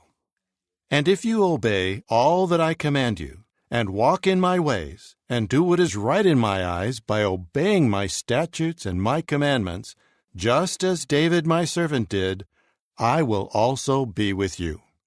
I will build you a lasting house, just as I have built for David, and I will give you Israel. And I will humiliate the offspring of David because of this, but not always." So Solomon tried to put Jeroboam to death. But Jeroboam fled to Egypt, to Shishak, the king of Egypt, and he remained in Egypt until Solomon's death. As for the rest of the history of Solomon, all that he did and his wisdom, is it not written in the book of the history of Solomon? The length of Solomon's reign in Jerusalem over all Israel was 40 years. Then Solomon was laid to rest with his forefathers, and was buried in the city of David his father, and his son Rehoboam became king in his place. Chapter 12. Rehoboam went to Shechem, for all Israel had come to Shechem to make him king. As soon as Jeroboam the son of Nebat heard of it, he was still in Egypt because he had run off on account of King Solomon and was living in Egypt. They sent for him. After that, Jeroboam and all the congregation of Israel came to Rehoboam and said, "Your father made our yoke harsh. But if you make the harsh service of your father easier, and you lighten the heavy yoke he put on us, we will serve you." At this he said to them, Go away for 3 days, then return to me." So the people went away. King Rehoboam then consulted with the older men who had served his father Solomon while he was alive, saying, "What advice would you give on how to reply to this people?" They answered him, "If today you would become a servant to this people and submit to their request and give them a favorable answer, they will always be your servants." However, he rejected the advice that the older men gave him, and he consulted with the young men who had grown up with him and who were now his attendants. He asked them, "What advice do you offer on how we should reply to this people who have said to me, 'Make the yoke your father put on us lighter'?" The young men who had grown up with him said to him, "This is what you should say to this people who have said to you, 'Your father made our yoke heavy, but you should make it lighter for us.' This is what you should tell them, 'My little finger will be thicker than my father's hips.' My father imposed a heavy yoke on you, but I will add to your yoke. My father punished you with whips, but I will punish you with scourges." Jeroboam and all the people came to Rehoboam on the 3rd day, just as the king had said, "Return to me on the 3rd day." But the king answered the people harshly, rejecting the advice that the older men had given him. He spoke to them according to the advice of the young men, saying, "My father made your yoke heavy, but I will add to your yoke. My father punished you with whips, but I will punish you with scourges." So the king did not listen to the people, for this turn of events was caused by Jehovah, in order to carry out the word that Jehovah had spoken through Ahijah the Shilonite to Jeroboam the son of Nebat. When all Israel saw that the king refused to listen to them, the people replied to the king, "What share do we have in David? We have no inheritance in the son of Jesse. To your gods, O Israel. Now look after your own house, O David." With that, Israel returned to their homes.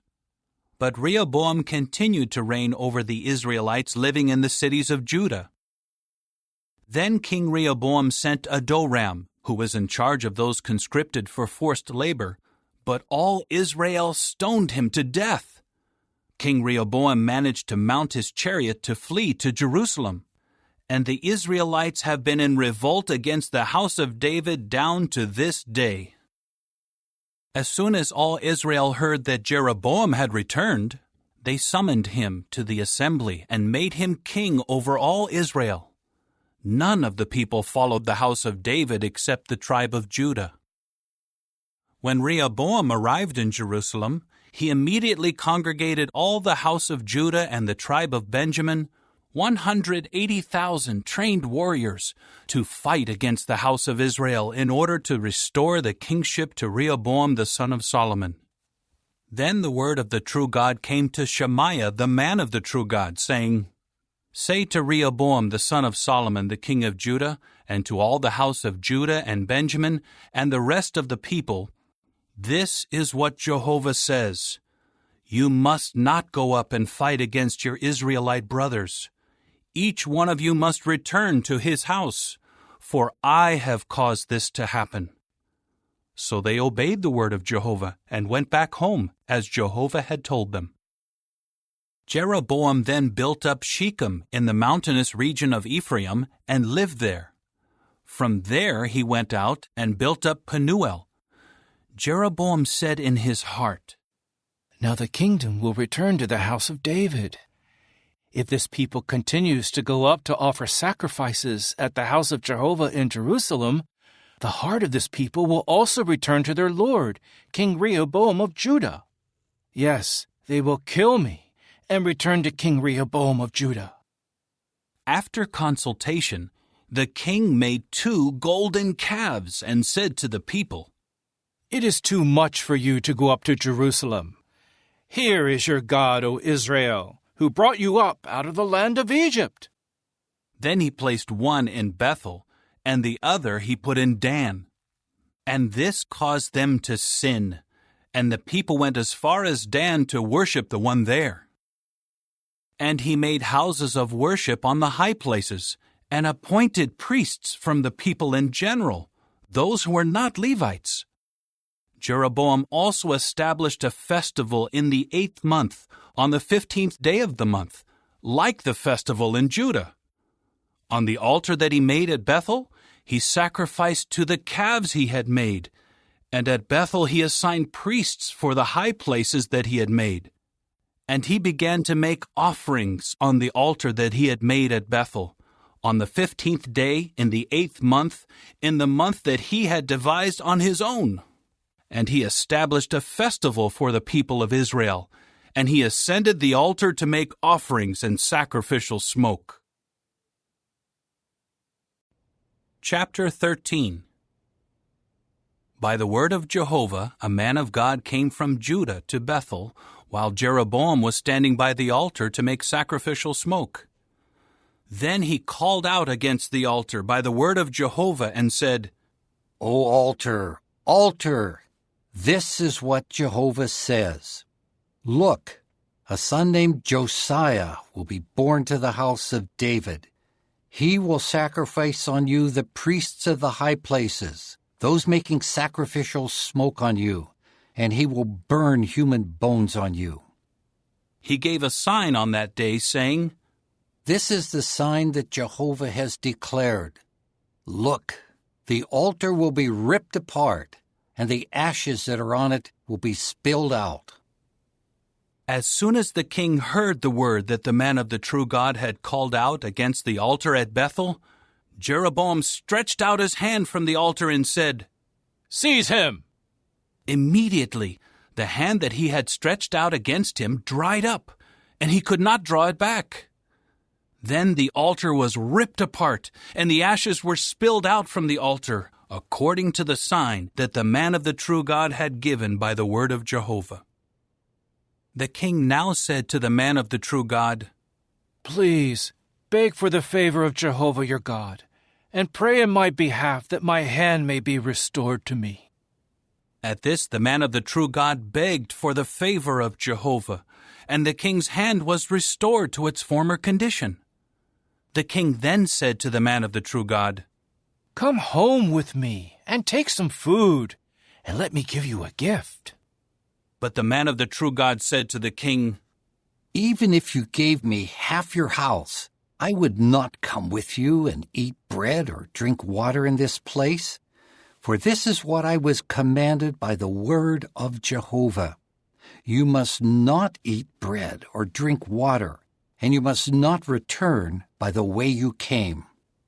So he left by another way, and he did not return by the way he had come to Bethel. There was a certain old prophet dwelling in Bethel, and his sons came home and related to him all the things that the man of the true God had done that day in Bethel, and the words he had spoken to the king. After they related this to their father asked them, Which way did he go? So his son showed him the way that the man of the true God from Judah had gone. He now said to his sons, Saddle the donkey for me. They saddled the donkey for him, and he mounted it. He followed the man of the true God and found him sitting under a big tree. Then he said to him, Are you the man of the true God who came from Judah? He replied, I am. He said to him, Come home with me and eat bread. But he said, I cannot go back with you or accept your invitation, nor may I eat bread or drink water with you in this place.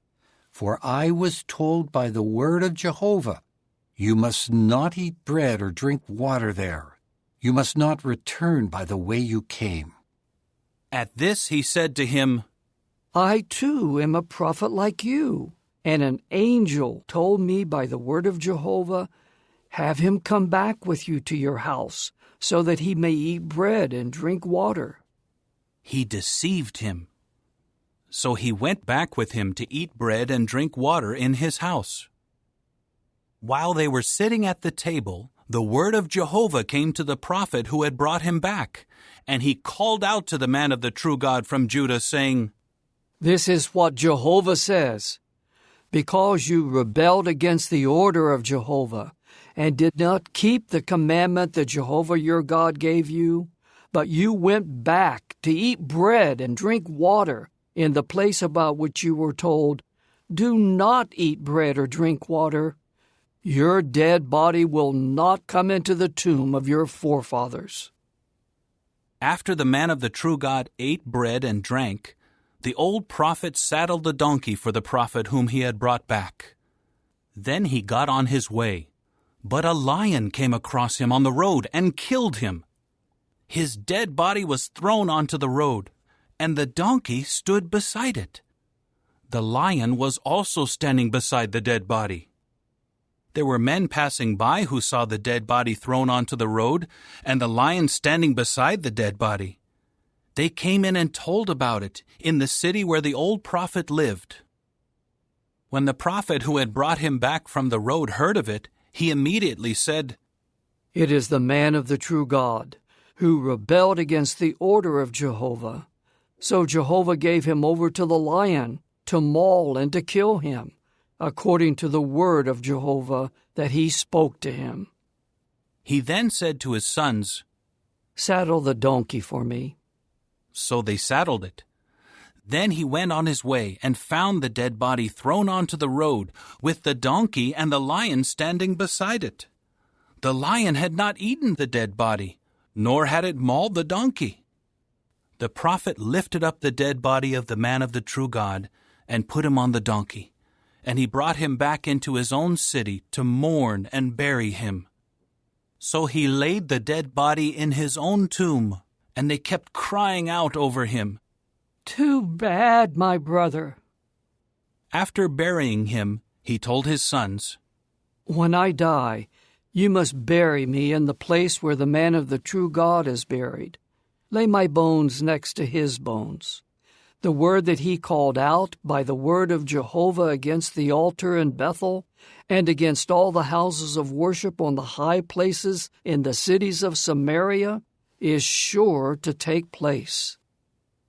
Even after this happened, Jeroboam did not turn back from his bad way, but he kept appointing priests for the high places from the people in general. He would install as priests anyone who so desired, saying, Let him become one of the priests for the high places. This sin on the part of the household of Jeroboam led to their destruction and annihilation from the face of the earth. Chapter 14. At that time Abijah the son of Jeroboam fell sick. So Jeroboam said to his wife, Rise up, please, and disguise yourself, so that they will not know that you are Jeroboam's wife, and go to Shiloh. Look, Ahijah the prophet is there. He is the one who spoke of me becoming king over this people. Take with you 10 loaves of bread, sprinkled cakes, and a flask of honey, and go to him. He will then tell you what is going to happen to the boy. Jeroboam's wife did what he said. She rose up and went to Shiloh and came to the house of Ahijah. Ahijah's eyes stared straight ahead, and he could not see because of his age. But Jehovah had told Ahijah, Here is the wife of Jeroboam coming to inquire of you regarding her son, for he is sick. I will tell you what to say to her. When she arrives, she will conceal her identity. As soon as Ahijah heard the sound of her footsteps as she was coming into the entrance, he said, Come in, wife of Jeroboam. Why are you concealing your identity? I have been assigned to give you a harsh message. Go, tell Jeroboam, this is what Jehovah the God of Israel says.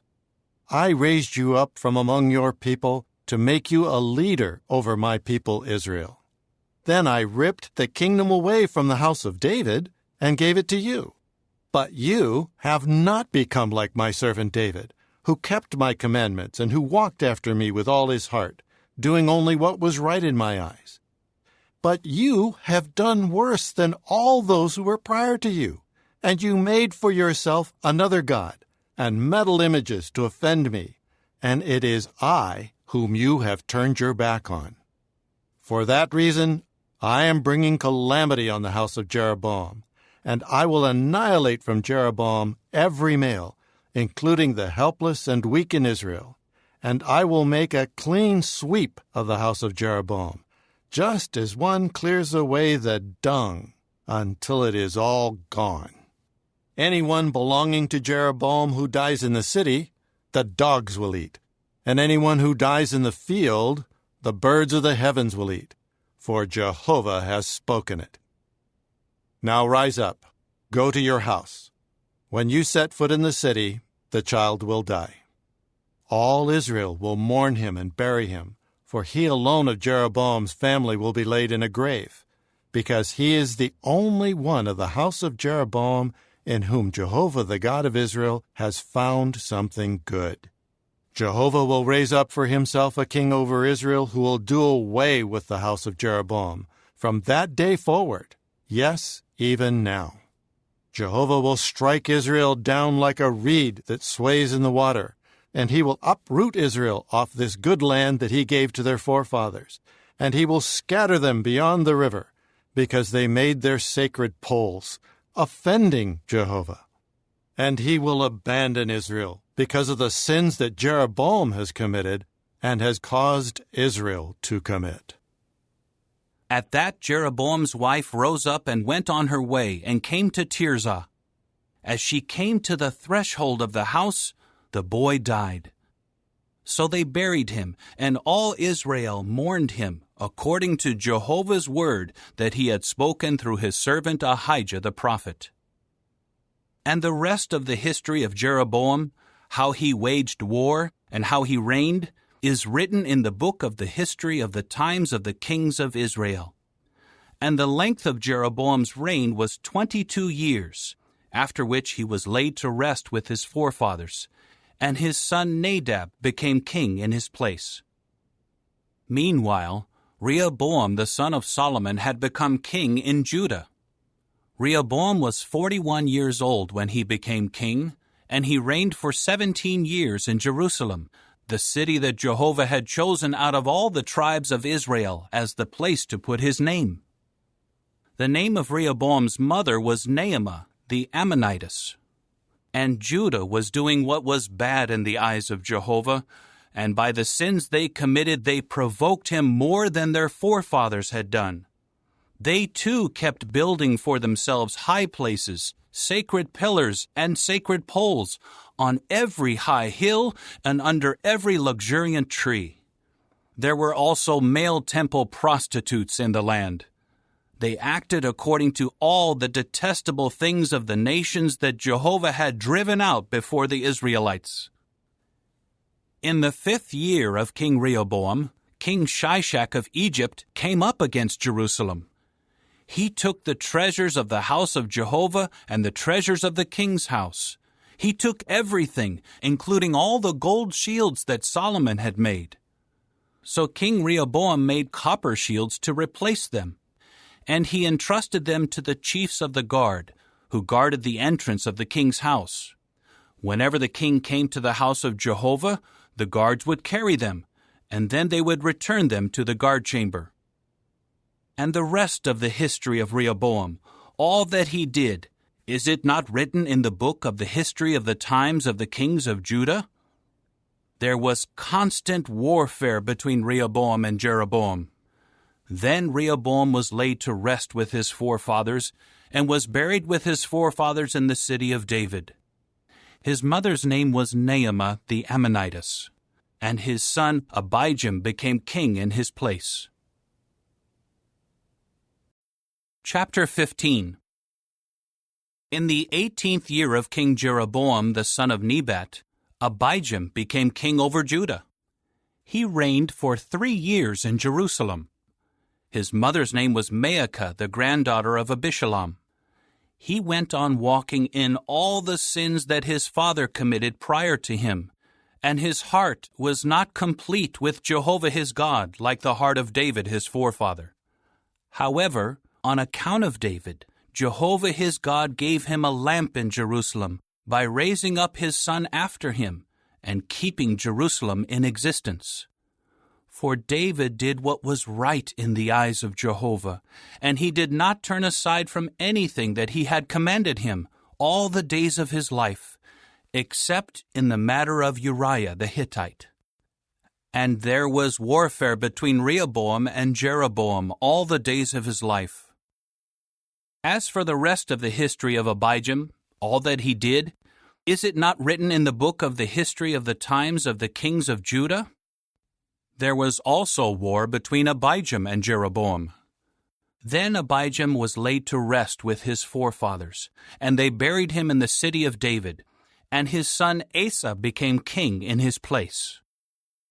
In the 20th year of King Jeroboam of Israel, Asa began to reign over Judah. He reigned in Jerusalem for 41 years.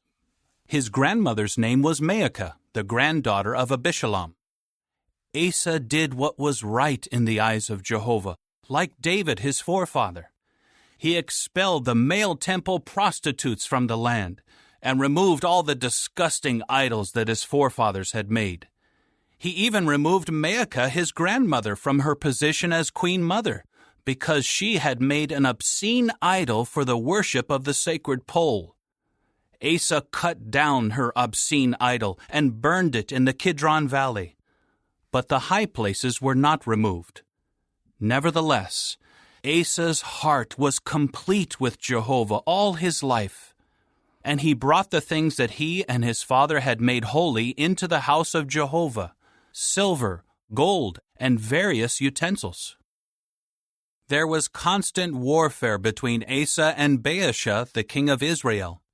So King Baasha of Israel came up against Judah and began to build up Ramah, to prevent anyone from going out or coming in to King Asa of Judah. At that Asa took all the silver and the gold that were left in the treasuries of the house of Jehovah and the treasuries of the house of the king, and handed them over to his servants. King Asa then sent them to Ben-Hadad, the son of Tabrimon, the son of Hezion, the king of Syria, who was dwelling in Damascus, saying, "There is a treaty between me and you, and between my father and your father. I am sending you a gift of silver and gold. Come, break your treaty with King Baasha of Israel, so that he will withdraw from me." Ben-Hadad listened to King Asa and sent the chiefs of his armies against the cities of Israel. And they struck down Ijon, Dan, Abel-Beth-Maacah, all Kinnereth, and all the land of Naphtali. When Baasha heard of it, he immediately quit building Ramah and continued dwelling in Tirzah. King Asa then summoned all Judah. No one was exempt, and they carried off the stones and timbers of Ramah that Baasha had been building with. And with them, King Asa built up Geba in Benjamin and Mizpah. As for all the rest of the history of Asa, all his mightiness, and all that he did, and the cities that he built, is it not written in the book of the history of the times of the kings of Judah? But in his old age he suffered from a disease in his feet. Then Asa was laid to rest with his forefathers, and was buried with them in the city of David his forefather, and his son Jehoshaphat became king in his place. Nadab the son of Jeroboam became king over Israel in the 2nd year of King Asa of Judah, and he reigned over Israel for 2 years. He kept doing what was bad in the eyes of Jehovah, and walked in the way of his father, and in his sin that he caused Israel to commit. Baasha the son of Ahijah of the house of Issachar conspired against him, and Baasha struck him down at Gibbethon, which belonged to the Philistines, while Nadab and all Israel were besieging Gibbethon. So Baasha put him to death in the 3rd year of King Asa of Judah, and became king in his place. And as soon as he became king, he struck down all the house of Jeroboam. He did not let remain anyone breathing who belonged to Jeroboam. He had them annihilated according to Jehovah's word that he had spoken through his servant Ahijah the Shilonite. This was because of the sins that Jeroboam had committed and had caused Israel to commit, and because he had greatly offended Jehovah the God of Israel. As for the rest of the history of Nadab, all that he did, is it not written in the book of the history of the times of the kings of Israel? And there was constant warfare between Asa and King Baasha of Israel. In the 3rd year of King Asa of Judah, Baasha the son of Ahijah became king in Tirzah over all Israel, and reigned for 24 years. But he kept doing what was bad in the eyes of Jehovah, and he walked in the way of Jeroboam and in his sin that he caused Israel to commit. Chapter 16. The word of Jehovah against Baasha then came to Jehu the son of Hanani, saying, I raised you up out of the dust, and made you leader over my people Israel. But you kept walking in the way of Jeroboam, and caused my people Israel to sin, so that they offended me with their sins. So I am making a clean sweep of Baasha and his house, and I will make his house like the house of Jeroboam the son of Nebat. Anyone belonging to Baasha who dies in the city, the dogs will eat. And anyone belonging to him who dies in the field, the birds of the heavens will eat. As for the rest of the history of Baasha, what he did, and his mightiness, is it not written in the book of the history of the times of the kings of Israel? Then Baasha was laid to rest with his forefathers, and was buried in Tirzah, and Elah his son became king in his place.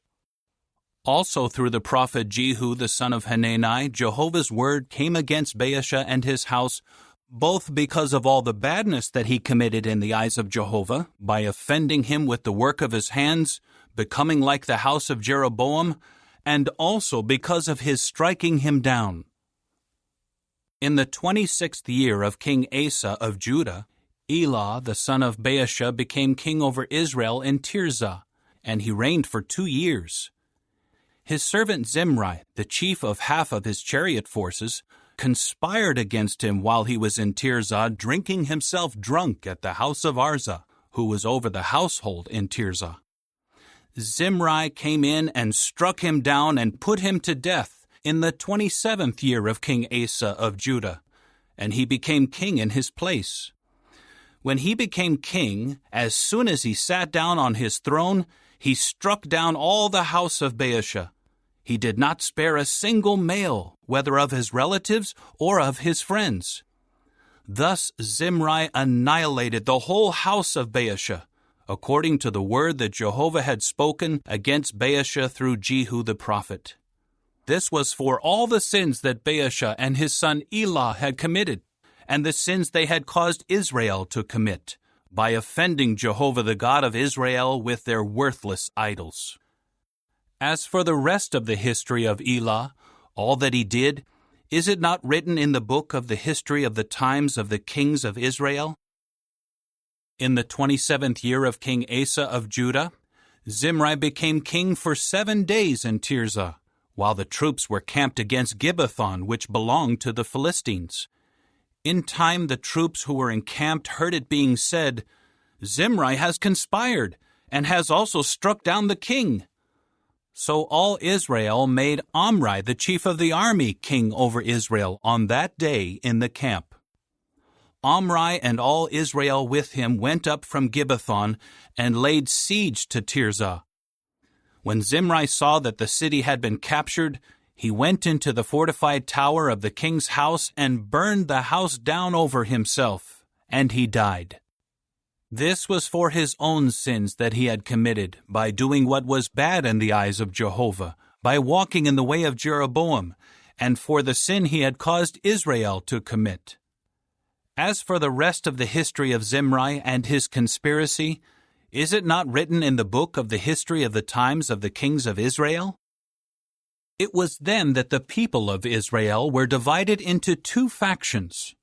One part of the people became followers of Tibni, the son of Ginath, wanting to make him king, and the other part followed Omri.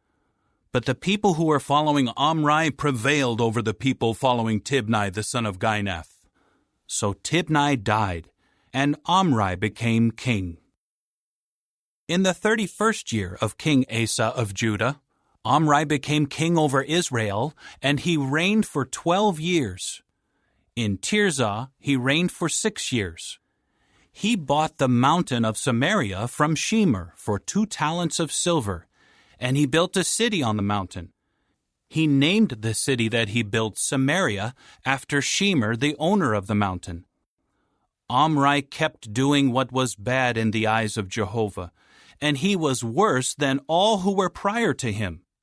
He walked in all the ways of Jeroboam the son of Nebat, and in the sin he had caused Israel to commit, by offending Jehovah the God of Israel with their worthless idols. As for the rest of the history of Omri, what he did and his mighty exploits, is it not written in the book of the history of the times of the kings of Israel? Then Omri was laid to rest with his forefathers, and was buried in Samaria, and his son Ahab became king in his place. Ahab the son of Omri became king over Israel in the 38th year of King Asa of Judah, and Ahab the son of Omri reigned over Israel in Samaria for 22 years. Ahab the son of Omri was worse in the eyes of Jehovah than all those who were prior to him. As if it were a trivial thing for him to walk in the sins of Jeroboam the son of Nebat, he also took as wife Jezebel, the daughter of Ethbaal, the king of the Sidonians, and began to serve Baal and to bow down to him. Further, he set up an altar to Baal at the house of Baal that he built in Samaria. Ahab also made the sacred pole. Ahab did more to offend Jehovah the God of Israel than all the kings of Israel prior to him. In his days, Hiel the Bethelite rebuilt Jericho. At the cost of Abiram his firstborn he laid its foundation, and at the cost of Segub his youngest he put up its doors, according to the word of Jehovah spoken through Joshua the son of Nun. Chapter 17. Now Elijah the Tishbite, an inhabitant of Gilead, said to Ahab, As surely as Jehovah, the God of Israel whom I serve, is living, during these years there will be no dew or rain, except by my word. The word of Jehovah came to him, saying, Leave here, and turn eastward, and hide at the valley of Cherith, east of the Jordan. You should drink from the stream, and I will command the ravens to supply you food there. He immediately went and did according to the word of Jehovah. He went and stayed by the valley of Cherith, east of the Jordan. And the ravens were bringing him bread and meat in the morning, and bread and meat in the evening, and he drank from the stream. But after some days, the stream ran dry, because there was no rain in the land. The word of Jehovah then came to him, Rise up, go to Zarephath, which belongs to Sidon, and stay there. Look, I will command a widow there to supply you with food. So he rose up and went to Zarephath. When he came to the entrance of the city, there was a widow gathering pieces of wood. So he called to her and said, Please, bring me a little water in a cup, so that I may drink. As she went to get it, he called to her, Please, bring me a piece of bread in your hand. At this she said, As surely as Jehovah your God is living, I have no bread, only a handful of flour in the large jar, and a little oil in the small jar. Now I am gathering a few pieces of wood, and I will go in and make something for me and my son. After we have eaten, we will die. Then Elijah said to her, Do not be afraid. Go in and do as you said. But first, make me a small round loaf of bread with what is there, and bring it out to me. Then you can make something afterward for you and your son. For this is what Jehovah, the God of Israel, says. The large jar of flour will not run out, and the small jar of oil will not run dry, until the day Jehovah makes it rain on the surface of the ground. So she went and did as Elijah said, and she, together with him and her household, ate for many days. The large jar of flour did not run out, and the small jar of oil did not run dry, according to Jehovah's word that he had spoken through Elijah.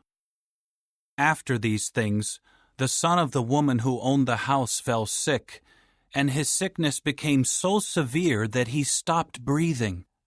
At this she said to Elijah, "What do you have against me, O man of the true God? Have you come to remind me of my guilt and to put my son to death?" But he said to her, "Give me your son." Then he took him from her arms and carried him up to the roof chamber where he was staying, and he laid him on his own bed. He called out to Jehovah, "O Jehovah my God, are you also bringing harm to the widow with whom I am staying by putting her son to death?" Then he stretched himself out over the child 3 times and called out to Jehovah, "O Jehovah my God, please, let this child's life come back into him." Jehovah listened to Elijah's request, and the life of the child came back into him, and he revived. Elijah took the child and brought him down from the roof chamber into the house and gave him to his mother. And Elijah said, "See, your son is alive." At that the woman said to Elijah, "Now I know that you truly are a man of God, and that Jehovah's word in your mouth is truth." Chapter 18. After some time, in the 3rd year, Jehovah's word came to Elijah, saying, "Go, present yourself to Ahab, and I will send rain on the surface of the ground." So Elijah went to present himself to Ahab while the famine was severe in Samaria. Meanwhile, Ahab called Obadiah, who was over the household. Now Obadiah greatly feared Jehovah, and when Jezebel was doing away with Jehovah's prophets, Obadiah took 100 prophets and hid them 50 to a cave, and he supplied them with bread and water. Ahab then said to Obadiah, "Go through the land to all the springs of water and to all the valleys. Perhaps we can find enough grass to keep the horses and mules alive, and not have all our animals die." So they divided between themselves the land they were going to pass through. Ahab went alone by one way, and Obadiah went alone by another way. As Obadiah was on his way, Elijah was there to meet him. At once he recognized him and fell face down and said, "Is this you, my lord Elijah?" He replied to him, "It is I. Go and tell your lord, Elijah is here." But he said, "What sin have I committed that you should hand your servant over to Ahab to put me to death? As surely as Jehovah your God is living, there is not a nation or a kingdom where my Lord has not sent to look for you." After they said, "He is not here," he made the kingdom and the nations swear that they could not find you. Now you are saying, "Go and tell your Lord, Elijah is here." When I depart from you, the Spirit of Jehovah will carry you away to a place I will not know. And when I tell Ahab, and he does not find you, he will surely kill me. Yet your servant has feared Jehovah from his youth.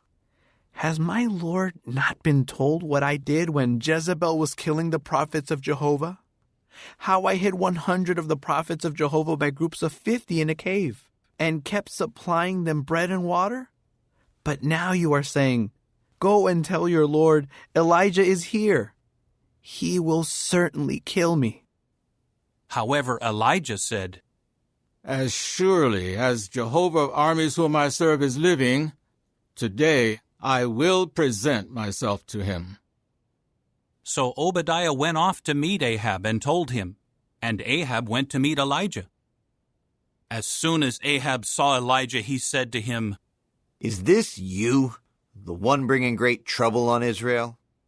To this he said, I have not brought trouble on Israel, but you and the house of your father have, by abandoning the commandments of Jehovah and by following the Baals.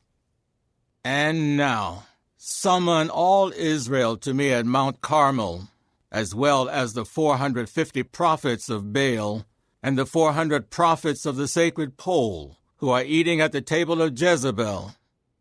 So Ahab sent word among all the people of Israel and collected the prophets together at Mount Carmel. Then Elijah approached all the people and said, How long will you be limping between two different opinions? If Jehovah is the true God, follow him. But if Baal is, follow him. But the people did not say a word in answer to him. Elijah then said to the people, I am the only prophet of Jehovah left, while the prophets of Baal are 450 men. Let them give us 2 young bulls, and let them choose 1 young bull and cut it into pieces and put it on the wood, but they should not put fire to it. I will prepare the other young bull, and I will place it on the wood, but I will not put fire to it. Then you must call on the name of your God, and I will call on the name of Jehovah. The God who answers by fire will show that he is the true God. To this all the people answered, What you say is good. Elijah now said to the prophets of Baal, Choose 1 young bull and prepare it first, because you are the majority. Then call on the name of your God, but you must not put fire to it. So they took the young bull that was given to them, prepared it, and kept calling on the name of Baal from morning until noon, saying, O Baal, answer us. But there was no voice, and no one answering. They kept limping around the altar that they had made. About noon, Elijah began to mock them and say, Call out at the top of your voice. After all, he is a god. Perhaps he is deep in thought, or he has gone to relieve himself. Or maybe he is asleep, and someone needs to wake him up. They were calling out at the top of their voice and cutting themselves with daggers and lances according to their custom until their blood gushed out all over them. Noon was past, and they continued in a frenzy until the time the evening grain offering is presented. But there was no voice and no one answering. No one was paying attention. At length, Elijah said to all the people, Approach me. So all the people approached him. Then he repaired the altar of Jehovah that had been torn down. Elijah then took 12 stones, corresponding to the number of the tribes of the sons of Jacob, to whom Jehovah's word had come, saying, Israel will be your name. With the stones he built an altar in the name of Jehovah. Then he made a trench all around the altar, an area large enough to sow with 2 seah measures of seed. After that, he put the pieces of wood in order, cut the young bull into pieces, and placed it on the wood. He now said, Fill 4 large jars with water, and pour it on the burnt offering and on the pieces of wood. Then he said, Do it again. So they did it again. Once more he said, Do it a 3rd time. So they did it a 3rd time. And the water ran all around the altar, and he also filled the trench with water. About the time when the evening grain offering is presented, Elijah the prophet stepped forward and said, O Jehovah, the God of Abraham, Isaac, and Israel, today let it be known that you are God in Israel, and that I am your servant, and that it is by your word that I have done all these things. Answer me, O Jehovah. Answer me so that this people may know that you, Jehovah, are the true God, and that you are turning their hearts back to you. At that, the fire of Jehovah fell from above and consumed the burnt offering, the pieces of wood, the stones, and the dust, and it licked up the water from the trench.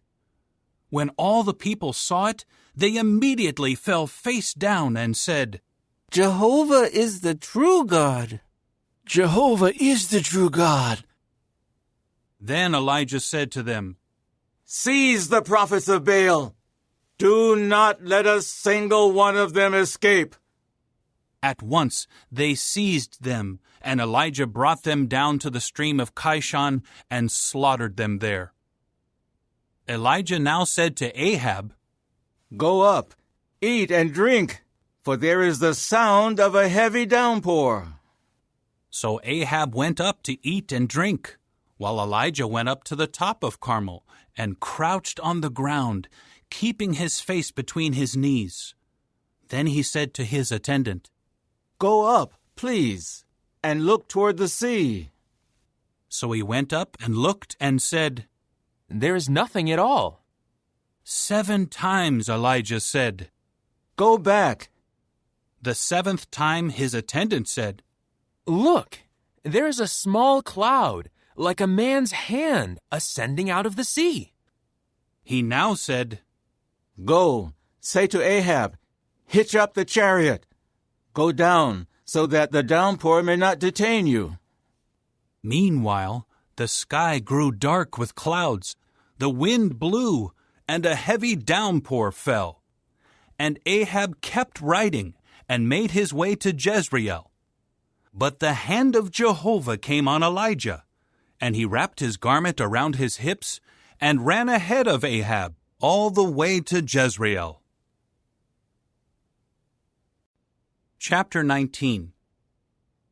Then Ahab told Jezebel all that Elijah had done, and how he had killed all the prophets with the sword. At that Jezebel sent a messenger to Elijah, saying, So may the gods do to me and add to it, if by this time tomorrow I do not make you like each one of them. At that he became afraid, so he got up and ran for his life. He came to Beersheba, which belongs to Judah, and he left his attendant there. He went a day's journey into the wilderness, and came and sat down under a broom tree, and he asked that he might die. He said, It is enough. Now, O Jehovah, take my life away, for I am no better than my forefathers. Then he lay down and fell asleep under the broom tree. But suddenly an angel touched him and said to him, Get up and eat. When he looked, there at his head was a round loaf on heated stones and a jug of water. He ate and drank and lay down again. Later the angel of Jehovah came back a second time and touched him and said, Get up and eat, for the journey will be too much for you.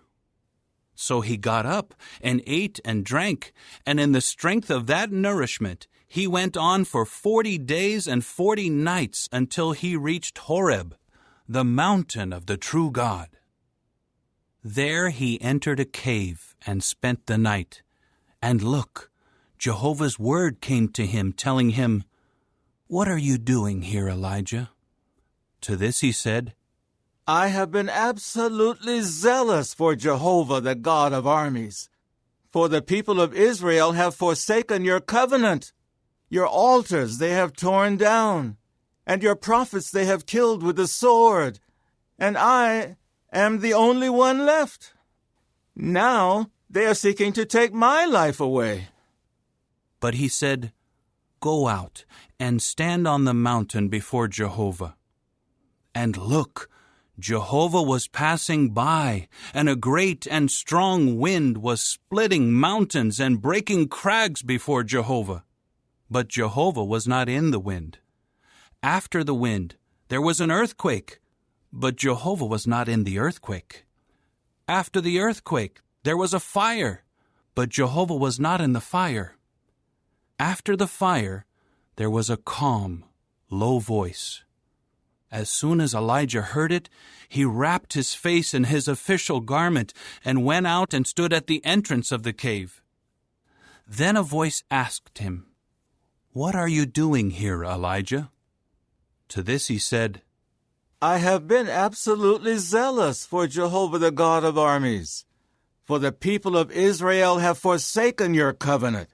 Your altars they have torn down, and your prophets they have killed with the sword, and I am the only one left.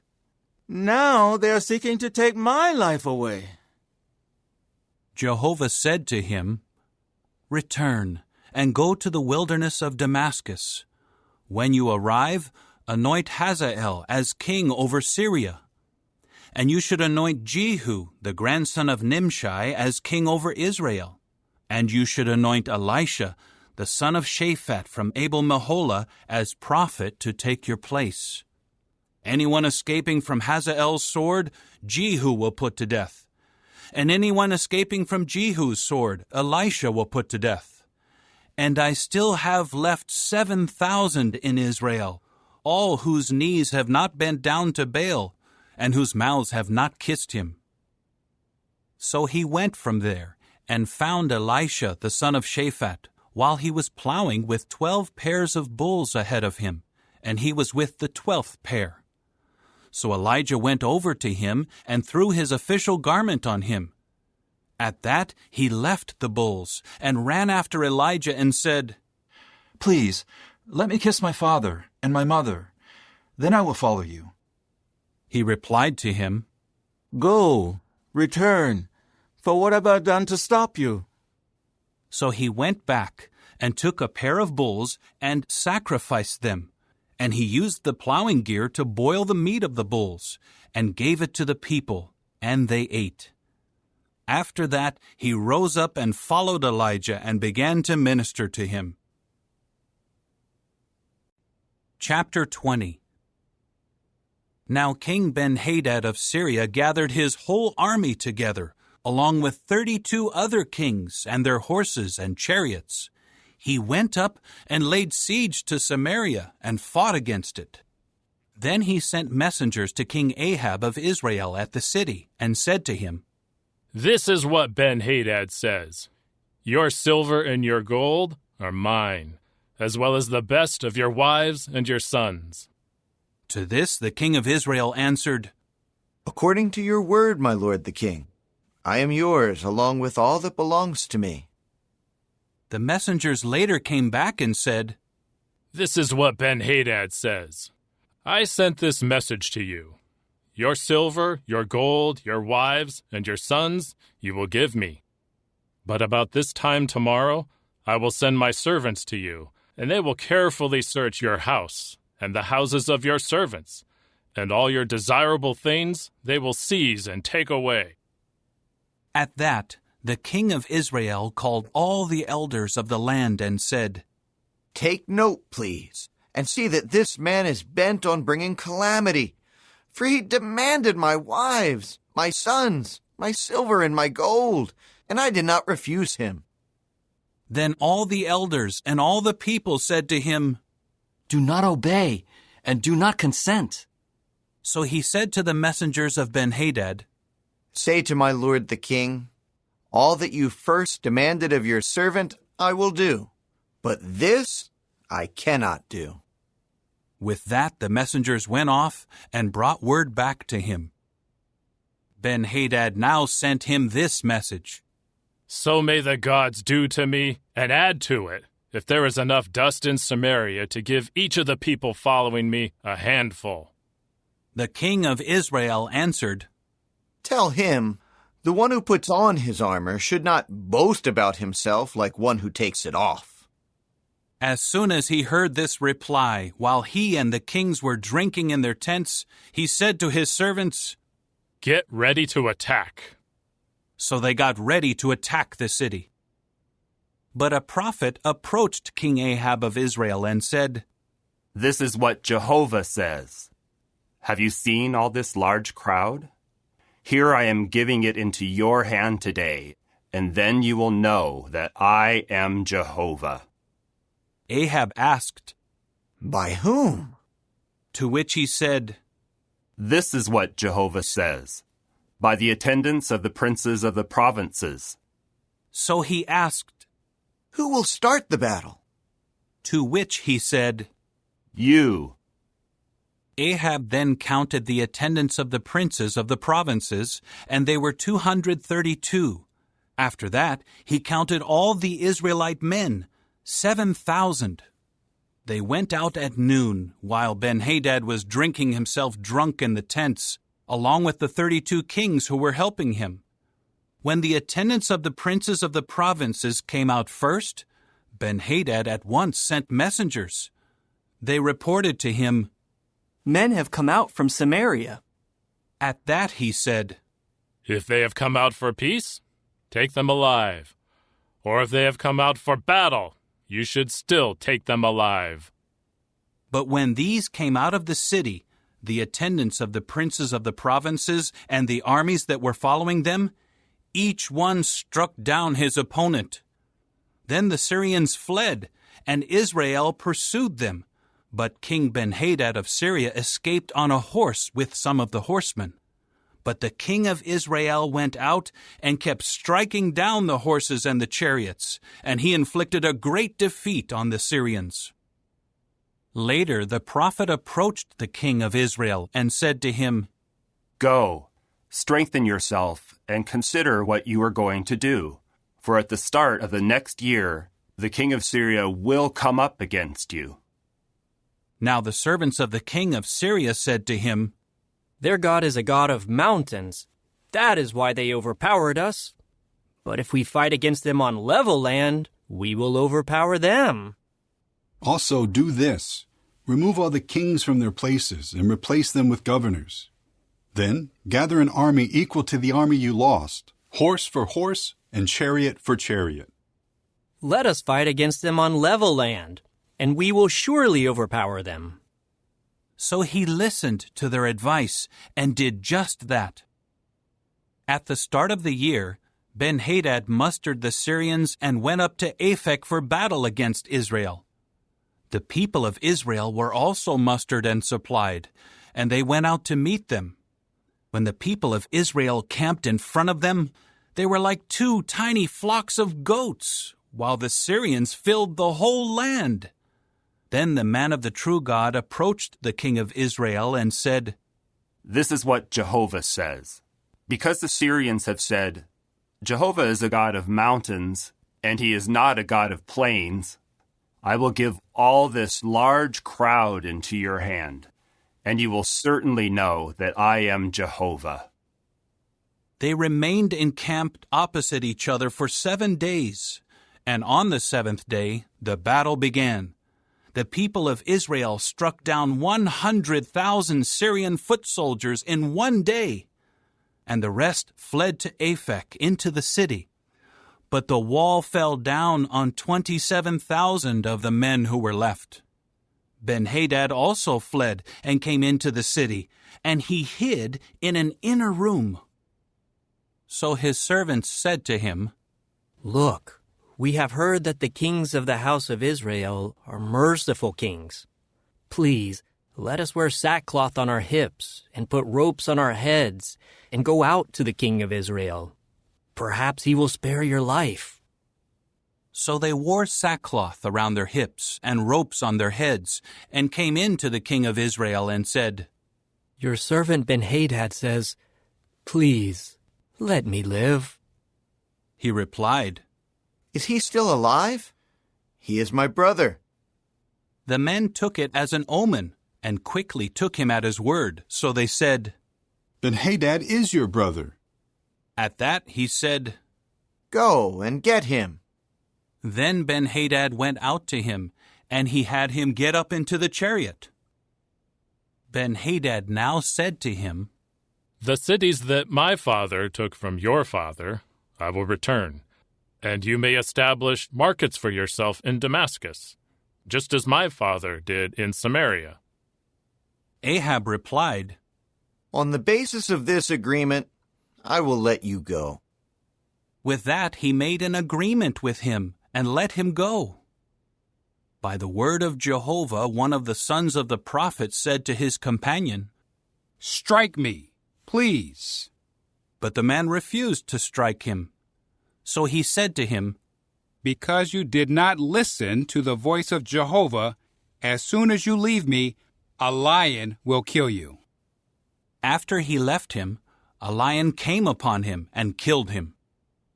He found another man and said, "Strike me, please." So the man struck him and wounded him. Then the prophet went and waited for the king by the road, disguising himself with a bandage over his eyes. As the king was passing by, he cried out to the king, "Your servant went into the thick of the battle, and there was a man coming out who brought a man to me and said, 'Guard this man. If he is found missing, your life will have to take the place of his life, or else you will pay a talent of silver.' And while your servant was busy here and there, suddenly the man was gone." The king of Israel said to him, "So your own judgment will be.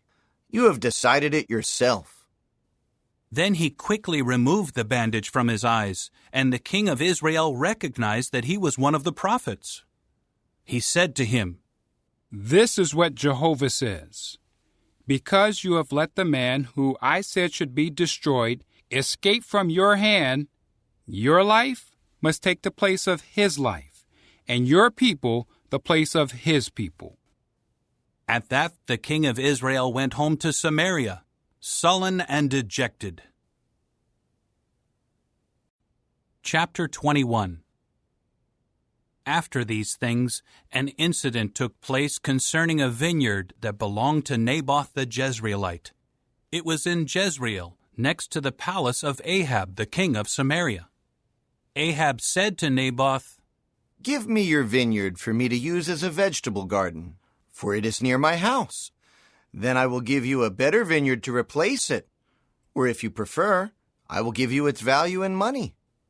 But Naboth said to Ahab, "It is unthinkable from Jehovah's standpoint for me to give you the inheritance of my forefathers." So Ahab came into his house sullen and dejected over the answer that Naboth the Jezreelite had given him when he said, "I will not give you the inheritance of my forefathers." Then he lay down on his bed, kept his face turned away, and refused to eat. His wife Jezebel came in to him and asked him, "Why are you so sad that you refuse to eat?" He replied to her, "Because I said to Naboth the Jezreelite, 'Give me your vineyard for money, or if you prefer, let me give you another vineyard to replace it.' But he said, 'I will not give you my vineyard.'" His wife Jezebel said to him, "Are you not the one ruling as king over Israel? Get up, eat something, and let your heart be cheerful. I will give you the vineyard of Naboth the Jezreelite." So she wrote letters in Ahab's name and sealed them with his seal, and sent the letters to the elders and the nobles who lived in Naboth's city. She wrote in the letters, "Proclaim a fast, and have Naboth sit at the head of the people, and have 2 good-for-nothing men sit in front of him and testify against him, saying, 'You have cursed God and the king.' Then bring him out and stone him to death."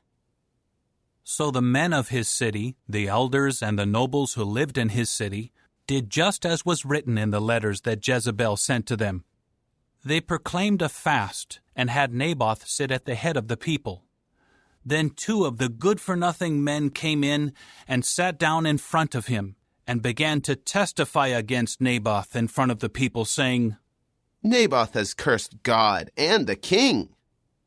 After that, they brought him to the outskirts of the city and stoned him to death. They now sent word to Jezebel, saying, "Naboth has been stoned to death."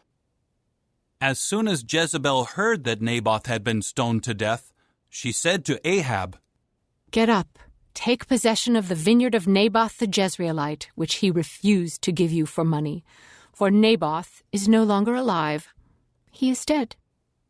As soon as Ahab heard that Naboth was dead, Ahab got up to go down to the vineyard of Naboth the Jezreelite to take possession of it. But Jehovah's word came to Elijah the Tishbite, saying, "Get up, go down to meet Ahab the king of Israel, who is in Samaria. There he is in the vineyard of Naboth, where he has gone to take possession of it. You must tell him, 'This is what Jehovah says. Have you murdered a man and also taken his property?' Then say to him, 'This is what Jehovah says. In the place where the dogs licked up the blood of Naboth, the dogs will lick up your own blood.'" Ahab said to Elijah, "So you have found me, O my enemy." He replied, "I have found you. Because you are determined to do what is bad in the eyes of Jehovah, here I am bringing calamity upon you, and I will make a clean sweep after you, and will annihilate from Ahab every male, including the helpless and weak in Israel. And I will make your house like the house of Jeroboam the son of Nebat, and like the house of Baasha the son of Ahijah, for you have provoked my anger, and have caused Israel to sin. Also, concerning Jezebel, Jehovah has said, 'The dogs will eat up Jezebel in the plot of land of Jezreel.' Anyone belonging to Ahab who dies in the city, the dogs will eat up. And anyone who dies in the field, the birds of the heavens will eat up. Indeed, there has never been anyone like Ahab, who was so determined to do what was bad in the eyes of Jehovah, egged on by his wife Jezebel. He acted in the most detestable way by going after the disgusting idols, just as all the Amorites had done, whom Jehovah drove out from before the Israelites." As soon as Ahab heard these words, he ripped his garments apart and put sackcloth on his body, and he went on a fast and kept lying down in sackcloth and walking despondently. Jehovah's word then came to Elijah the Tishbite, "Have you seen how Ahab has humbled himself on my account? Because he has humbled himself before me, I will not bring the calamity during his lifetime. I will bring the calamity upon his house in the days of his son." Chapter 22. For 3 years there was no war between Syria and Israel. In the 3rd year, King Jehoshaphat of Judah went down to the king of Israel. Then the king of Israel said to his servants, "Do you know that Ramoth-Gilead belongs to us? And yet we are hesitating to take it back from the king of Syria." He then said to Jehoshaphat, "Will you go with me to fight at Ramoth-Gilead?" Jehoshaphat replied to the king of Israel, "I am the same as you. My people are the same as your people. My horses are the same as your horses." But Jehoshaphat said to the king of Israel, "First inquire, please, for the word of Jehovah." So the king of Israel gathered the prophets together, about 400 men, and said to them, "Should I go to war against Ramoth-Gilead, or should I refrain?" They said, "Go up, and Jehovah will give it into the king's hand." Jehoshaphat then said, "Is there not here a prophet of Jehovah? Let us also inquire through him." At that the king of Israel said to Jehoshaphat, "There is still one more man through whom we can inquire of Jehovah, but I hate him, for he never prophesies good things concerning me, only bad. He is Micaiah, the son of Imlah." However, Jehoshaphat said, "The king should not say such a thing." So the king of Israel called a court official and said, "Bring Micaiah, the son of Imlah, quickly." Now the king of Israel and Jehoshaphat the king of Judah were each sitting on his throne, dressed in royal attire, at the threshing floor at the entrance of the gate of Samaria, and all the prophets were prophesying before them. Then Zedekiah, the son of Chenaanah, made for himself iron horns and said, "This is what Jehovah says. With these you will gore the Syrians until you exterminate them." All the other prophets were prophesying the same way, saying, "Go up to Ramoth-Gilead, and you will be successful. Jehovah will give it into the king's hand." So the messenger who went to call Micaiah said to him, "Look, the words of the prophets are unanimously favorable to the king. Let your word, please, become like their words, and speak favorably." But Micaiah said, "As surely as Jehovah is living, whatever Jehovah says to me is what I will speak." Then he came in to the king, and the king asked him, "Micaiah, should we go to war against Ramoth-Gilead, or should we refrain?" At once he replied, "Go up, and you will be successful. Jehovah will give it into the king's hand." At that the king said to him, "How many times must I put you under oath not to speak to me anything but the truth in the name of Jehovah?" So he said, "I see all the Israelites scattered on the mountains, like sheep that have no shepherd. Jehovah said, 'These have no master. Let each one go back to his house in peace.'" Then the king of Israel said to Jehoshaphat, "Did I not tell you, he will not prophesy good things concerning me, only bad?" Micaiah then said, "Therefore, hear the word of Jehovah. I saw Jehovah sitting on his throne, and all the army of the heavens standing by him, to his right and to his left. Jehovah then said, 'Who will fool Ahab, so that he will go up and fall at Ramoth-Gilead?' And one was saying one thing, while another said something else. Then a spirit came forward and stood before Jehovah and said, 'I will fool him.' Jehovah asked him, 'How will you do it?' He replied, 'I will go out and become a deceptive spirit in the mouth of all his prophets.' So he said, 'You will fool him, and what is more, you will be successful. Go out and do that.' And now, Jehovah has put a deceptive spirit in the mouth of all these prophets of yours, but Jehovah has declared calamity for you."